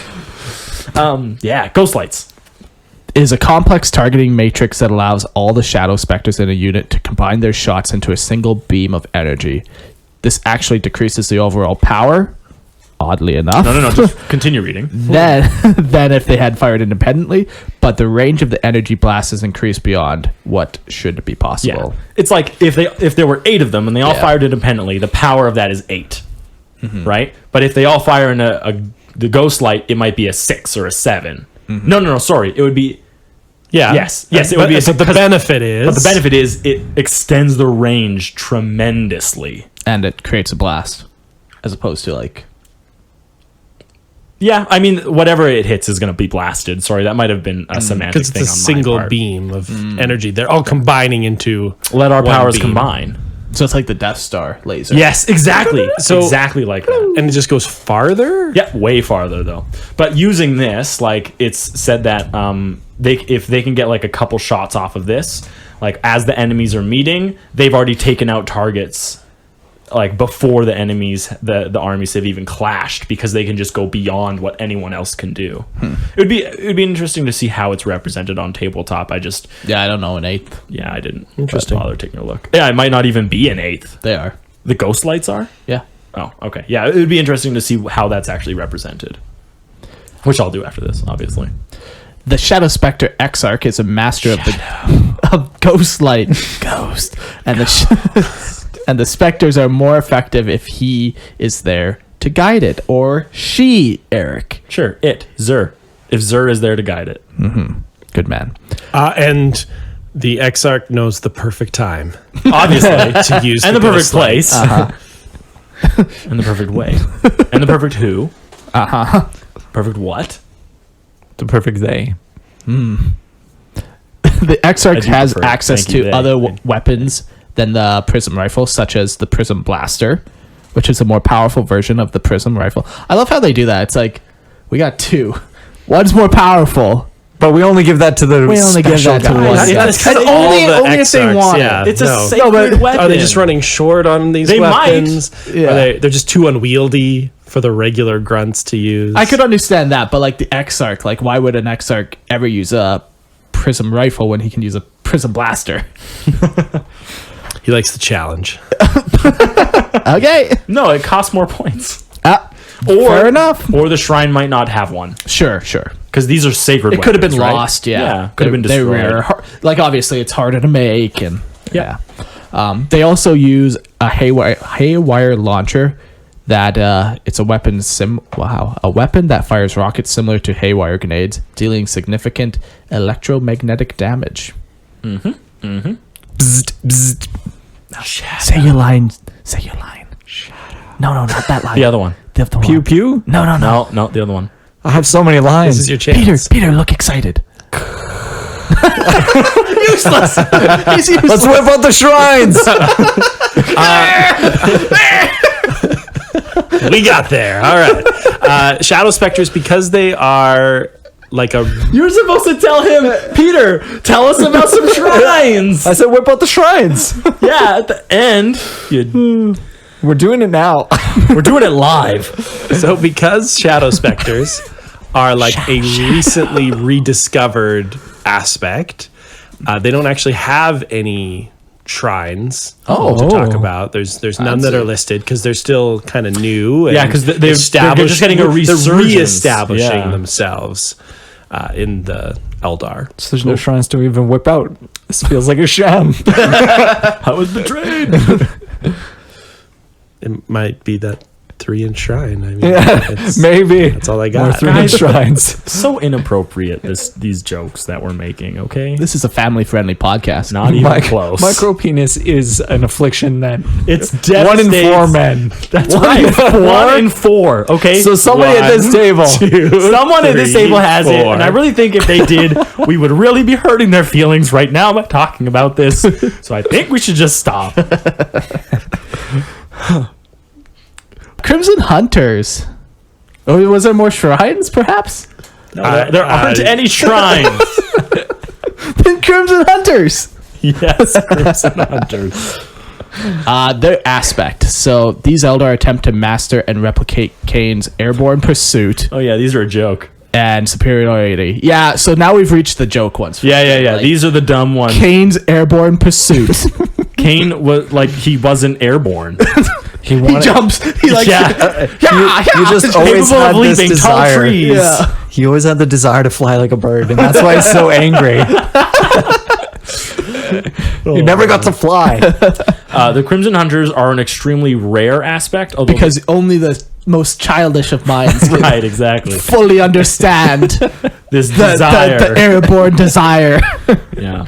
And it seems to like we already have one of those. Why are we? Why is this here? Hey, have you guys ever heard of the Eagle pilots? Like, No, we're the Crimson Hunters, man.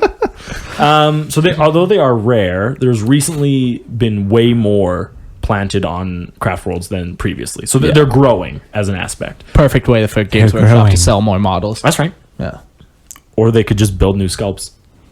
That's right. their planes are pretty good. No, I don't want planes. I want Dark Reapers. Oh shit! So these Crimson Hunters give special veneration to the elder god Kurnos, who is the elder god of the hunt. Mm-hmm. Which is dumb. Because they're an aspect of Cain. But Specifically, the airborne pursuit aspect of right. Kane. Some would say they should just be an aspect of Kurnos. Or not even existent. Right. Some should Whoa, say. whoa. Some would argue. Some would argue. Not me. I love all Eldar equally. But the coolest part about I do these not. guys is their shrine exists outside of the periphery of the craft world as a massive collection of tunnel-like atriums? Atriums, okay. In order for them to train. Yeah, So so just like it's outside the craft world, and craft 'Cause worlds, these are- remember, are massive. Yeah, and I guess we should say that they fly airplanes. Like, Oh, in case we didn't make this clear by... No, they psychically fly like Superman. Yeah. And that's their air superiority. Yeah. No, yeah, they pilot planes. So that's why their shrine has to be this massive thing outside the craft world. Because in order to practice, they just take so much space. Their Phoenix Lord is unknown. Good riddance. That's right. Their role is airborne superiority and to secure landing zones and provide air support. So that's fun. Yeah. Very original. Very we haven't original. seen anything like that already. no. So it's a good thing these guys are here to fulfill that role. That's very much needed. The Eldar pilot the Nightshade Interceptor, which is a high-speed craft. This is the pinnacle of Eldar aeronautic ability, designed to destroy an enemy fighter. Yeah. They are primarily colored red. I mean, take a hint, crimson, with accents of bone and black. And Hunter. Yes. What? It's like a color. Hunter green is a color. Okay. The Interceptor is equipped with 2 bright lancers, and it's a laser weapon that uses psychically grown crystals as a focal point. It is Kind of cool. Yeah, it's kind of cool. It's always nice, kind of. A little bit of fluff. Yeah, and it's not just like it's not like Star Trek fluff where it's like photon blaster, Yeah. Yeah. hyperdensity velocituner. Exactly. That's a good one. Velocituners. It is well known for its armor-piercing ability and accuracy beyond that of an Imperial las cannon. So it's a laser gun. Yep. It could also be equipped with a pulse laser, which is a smaller version of a bright lance, and it just fires more shots to reduce damage and range. Yeah. And then Exarchs of Crimson Hunters. So, I mean, obviously they're just Crimson Hunters that have been around much longer and are lost on the path. And they know the perfect time. That's right. But they pilot their they ship. equip their interceptors with star cannons, and this is a plasma cannon that fires with the energy of a star. And they have 2 of them. Yeah. So 2 stars. The interesting thing about this weapon, so it's a plasma weapon, and it's safer than standard Imperium plasma weaponry. Well, hello, almost everything is. But it uses containment fields that even will even have the weapon cool to the touch, which Is a useful feature for an airplane. that's right. Flying. When you need to give it a pat for doing a good job. Good job, Bessie. Thank you, boys. Oh my God! It talked back. Put it down. Put it down. Put it down. Yeah, and that's about all we had for Crimson Hunters. Are there any shrines, Peter? Yeah, there's the Ascendant Strike Shrine. Then there's the Bloody Blade Shrine, which is The bloody blade. Why do they have a blade? Yeah, exactly. Fly me closer so I can hit them with my sword. They're the ones that are on a satellite that circles the craft world, Aeldari. Yeah, Is that how I say it's it? a pretty famous one. And they were involved in the Karnak campaign. And Oh, of A bunch course. of them died. And That makes sense. Classic. yeah. And then there's the Falling Blood Shrine. What's the Karnak campaign? I don't want to spoil it for another episode. Fair enough. Dodged it. Dodged it masterfully. And then the last one is Scions of Curon. Scions? of Chiron? Scions. Yeah. Like the car. Chiron was Like cars. Like the car. that was the god of the hunt, right? Kuros? Kronos is the god of the Kronos, hunt. Yeah. Okay, cool. Scions. Scions That's of cool Kronos. that they acknowledge that makes more sense. I don't like that they're aspects. Oh, It'd be sure. cool if they were just a separate That's- thing. That's a whole silly thing altogether for Yeah. sure. Yeah. I'm okay with them introducing another god. Like a representation of another god. Yeah. Well, because they already have that in their mythology, and we've seen other aspects that Yeah. have come from other Eldar mythological figures. Yeah. Are you referring to the Howling Banshees? Yeah, or even Yeah. like the Swooping Hawks. You know. No, but they're all Cain. Those are all Cain. Yeah. Whereas But this one- connected to... But these ones specifically venerate a different god. To me, it's like, why are you meditating and like giving worship to this god when Cain is your patron? Cain is the aspect you're trying to emulate. Cain pays the bills. Right, that's what I'm saying. I have no problem with Sure. this, and I have no problem with them venerating another god. They just shouldn't have been aspects. They should have just But been like it's they're not- a different thing. But it's not like they say Aspects is their thing. That's what they have. it's not like though that they say they don't I know. honor Cain. It's just they also honor the that's god of the true. hunt. It's just their aspect of Cain doesn't make sense and is weird. There's the right answer. That's the lame part. We did it. That one's done. Let's never Yeah. talk about them again. Yeah. Well, honestly, probably all of these we're never going to talk about again. Well, no, the slicing orbs of Xandros. So we've got I'm all in. 3 more aspects. So we'll go over them really quickly because they've got nothing. The crystal dragons are mentioned in passing on Craftworld Aeldari, but they might not exist on Craftworld Aeldari. It's just where they're mentioned. And do we really need another dragon aspect? I mean, I feel like the dragon connection is already kind of loose. Yeah. yeah, nothing beyond this is known about them. And then we have the slicing orbs of Xandros, and all we know about them is that this aspect is unique to Craftworld Xandros. I wonder if like Games Workshop, whoever wrote these in, meant to put like shrines instead of like aspects. Do you feel like they're like placeholder aspects that could be developed over time? Like I don't feel like They wouldn't need to though, are. right? Because although it would be nice, like if you're gonna use something in the lore or make a new story and it's about a totally new aspect, it'd be nice if it was like, oh, this has been mentioned before. I'm Right, not just for throwing it sure. out of nowhere. So I Oh, agree with you. I absolutely, think that's a yeah. cooler way of doing it if you're Sure. dropping hints along the way and you take That's something how I somebody feel else about a made lot up. of the if we go way back to those minor Xenos races that we went over, right? Where there's a lot of those where they're mentioned in passing. They're kind of just, to me, like placeholders that they can come back to at any time. They can develop as new enemies or add a lot more information about them. And so I don't mind that they're there. They have names. They kind of Yeah. exist. But then hopefully over time you can learn more about them. Yeah. Because we've all talked about how pissed we are about Belisarius Cole creating Primaris out of nowhere, and it's just annoying that that's just kind of dropped on you. Yeah. So if Because it wasn't established. There's no precedence for his creating of that. But remember Yeah, on so- the Path of the Warrior book, page 247, that one guy mentioned in passing the Crystal Dragons. well, no, but like No, I I know what prefer you're- I know that. what you're At saying. least it's established that somewhere they're not just popping up out of nowhere. This new Sure. thing that it's been here the whole time. You just didn't hear about it. Sure. That's stupid. You know what? But I definitely prefer that way, but I don't think they'll do that with this. maybe not. But I think the idea that they leave it open is a good idea, and that's cool. Sure. And I wish they do that with more things. Like you said, the minor Xenos, that's a good thing. If they finally decide to answer my emails that I send them weekly asking for a new own them, Xenos race, I'll make them answer them. that they pull one of the ones that they've already made instead Yeah. of just, this guy's There already were been here the so whole many time. better options than Tau. How dare you? Whoa. I like the Tau. I like the aesthetic. I like how they work. What I don't like is their claim to galactic power. Sure, that's just their. I don't know why Games But I'm Workshop saying- does that. I'm saying though. there's so many better races that are Yeah. better placed to be a galactic yeah, threat. but literally all Games Workshop would have to say is Tau have warp travel, and now they're a galactic player. no, not necessarily. Absolutely, that's the only thing holding them back.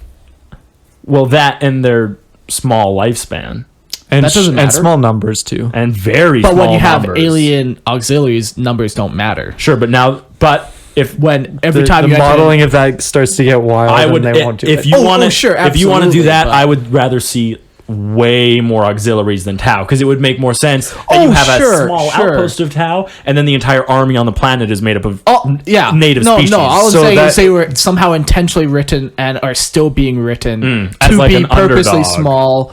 Yet there's no reason for it. Of course, and it's but silly. as it stands, And it would there take are- much to change. As it stands, there Yeah. are races that are better suited Sure. to be on the tabletop than Tau. Name one. The sloth. Name two. Oh my god! The Osiran Cybrids. Name three. That's another one I really liked.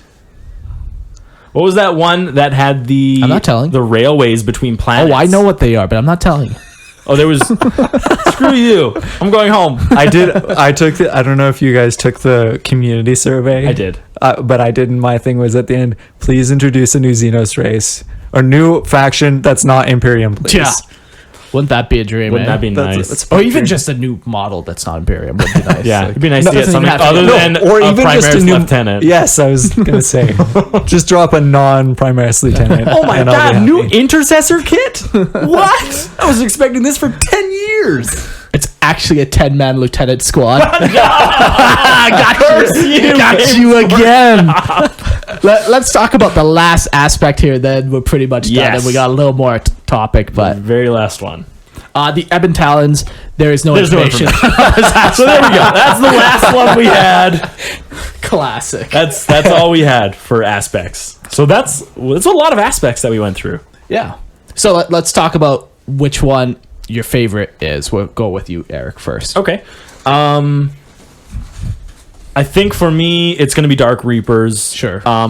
Partly because of their origin story, which we didn't talk about, which we will talk about at some point. So that is already like a hook in me. But Yeah. as well, the idea of like functioning with precision and that destruction, just meeting out with mass destruction, but as efficiently as possible. Sure. It's kind of cool. Yeah. No, me. it's cool. Yeah. That the Dark Reaper, that's my favorite. We know yours, James, but tell us why you like them so much, the Striking Scorpions. First of all, I think just like the way their models look, the way the green is just, there's not a lot of things on the tabletop that come in that just bright green, and just the models look 'cause really it's good. almost like a lime green. Almost. Yeah. It's not quite that bright. yeah. but It just stands out, and I think their models look really cool. Just like you said, they kind of like predator elements a little bit in there too. They stand out from the Eldar army in general a little bit as well. I just think they're really cool model wise. The lore was less the reason, because they were the first thing I saw when they just caught your eye. Yeah. Yeah, fair enough. they're just modeled really cool. They are very unique to the Eldar, for sure. It's the murderous rage that I see that really sets them apart. Because most Eldar have a pretty tight reign. Yeah. On 'Cause they have to. Yeah, exactly. They have to, or else they'll experience too much, right? But these guys are more than willing to kind of let themselves go and allow this portion of them to just run wild. Yeah. Peter? For me, I'd go with the Dire Avengers, going back to part 1 of our conversation. Just kind of your Vanilla generalist. pudding. No, That's what that is. No way. I Vanilla pudding, not ice cream even. No, I hate pudding. Oh! So what draws you to that? Sorry, Peter. I don't mean But to they're shit all noble, yet merciless. I like the connection to a sermon. I like all of You're the first, lore that's right? You're the with that. first. The first, the greatest. Yeah. I like that their connection to like the seers or like any sort of honor guard or anything Yeah, like that was a cool thing I And- learned about them. Yeah. And, That and is I like cool. just their tactics, that they're like really flexible. They can do a lot of different things, and You like their shuriken robes. absolutely, yes. Those are dumb. All right. Mark, what's your favorite aspect? Yeah, I said it a couple times was Howling Banshees, and same reason as you. Like when I first seen it, it just like popped out. I just like their model, like the white bone colored armor, and then like the flaming red hair, like just as a very cool looking model, plus boobies. But if I of had course. to pick a second Of one, course. the Yeah, so that's Shadows. specifically the model. yeah. Okay, yeah. so based Like on that- story. Yeah, based on story, it's not the Howling Banshees. Like Right. they're cool and whatever, but based on story, it's the Shadow Specters. Yeah. Yeah, it's just like the Eternal Warrior. I've always loved like Wraith Not Knights. even in death does duty end. Yeah, that's such like Death- a 40K line. Duty And, is heavier than a mountain. Death is lighter than a feather. Fuck. My God. So Eric, you were saying when we do a new RPG, you're gonna make like a samurai character, and Yeah. you're only gonna talk like what I'm you just only did. going to talk in quotes, but also there's like a little soundbite of like a Japanese garden, you know. So anytime someone asks me something, I'll play Holy that fuck. sound quote and they'll be like, "Death is no, duty is heavier than a mountain. Death is lighter than a feather." Just have like pages of like Japanese like Haikus. yeah, it'll be so good. If only we could finish our current one. You son Looking at you, Jimothy. I'm very sorry. Yeah. Oh I my try so God, hard. It's been like 2 months. Oh, yeah, it's been a while. Anyways, you're just talking about Shadow Specters. Yeah, the Shadow Specters. I just like that undying. I've always liked Wraith Knights, Wraith Lords, Wraith Blades. Like the whole idea of taking like deceased Eldar and putting them into soul, or putting them into like the constructs. It's cool, and they kind of mimic that while they're still alive.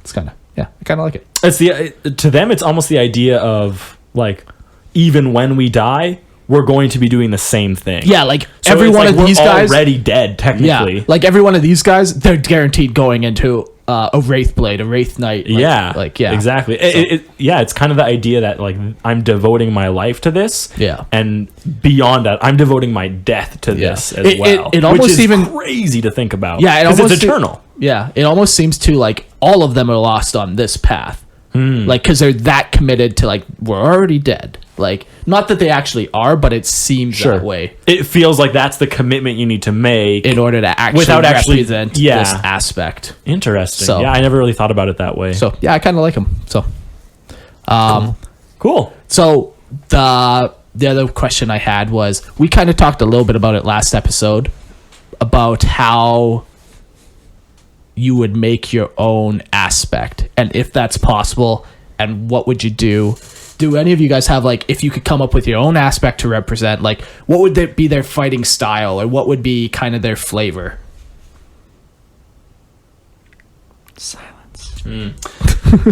Okay, so I think that's pretty tough. Sure, especially on the spot. Yeah. So maybe I'll throw it out to the audience if they've made up their own aspect. Yes. Let us Oh my know. God. Yeah. If you have an aspect that you've created and you want to give us like a couple thoughts on like, hey, what aspect do they represent? Yeah. And like, what's their fighting style? What role do they fulfill? And if we can fit it in like under 5 minutes, like we'll share it here really quickly. We'll do it on an episode. We won't do it on a bonus episode. Yeah, do it on List Lore or something. No, we'll do it on a regular episode. Oh, sure. Okay. If it's small enough. Oh, sure, If you want sure. to submit an entire story, we're doing that on Listener Lore. Sure. But if you want to give us a quick blurb on an aspect on how you would do it, I would be more than happy to read that out loud. But personally, I would have to think about it.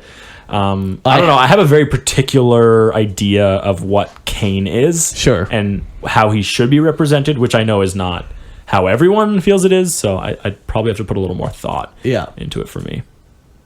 Either of you two have one? If not, I got one. The only thing I would think is that I'd want, I like I said it before, I like the idea that they actually have practical battlefield roles. Yeah. And that it makes, like, sure, it's great to have somebody who's like, we're the heavy hitters, we're the melee guys, we're the whatever, but making a little bit more sense as a practical, but more general. Yeah, just like, or a practical battlefield role, like the skirmishers, that makes sense. But then you need, maybe we have a... What about being a striking scorpion doesn't make battlefield sense to you? No, that does. I just mean that, like, specifically I'm talking more about like the guys who we're just here to hit tanks. The fire dragon. Yeah, the fire dragons. There's a couple that are kind of like and that. there's another, like, just being a sniping, that sniping one is a good one too. The crap. The Dark Reapers? Dark Reapers, sorry, yeah. Those guys also have a good battlefield role, but just like, it was specifically I guess there's the, one or the two dragons. that you just didn't get with. Okay. Yeah. I think that would be... That's being more practical, important to you. You see, I like, from my background, especially like doing a lot of history stuff, it needs to make sense in my brain. Don't really rise at me, you sucker. You know what, guys? Was it this week? When was your last test? Monday was my last test. On Monday, James finished his degree. This is his second degree that he's done. James, congratulations. Thank you. Obviously. 7.5 years, buddy.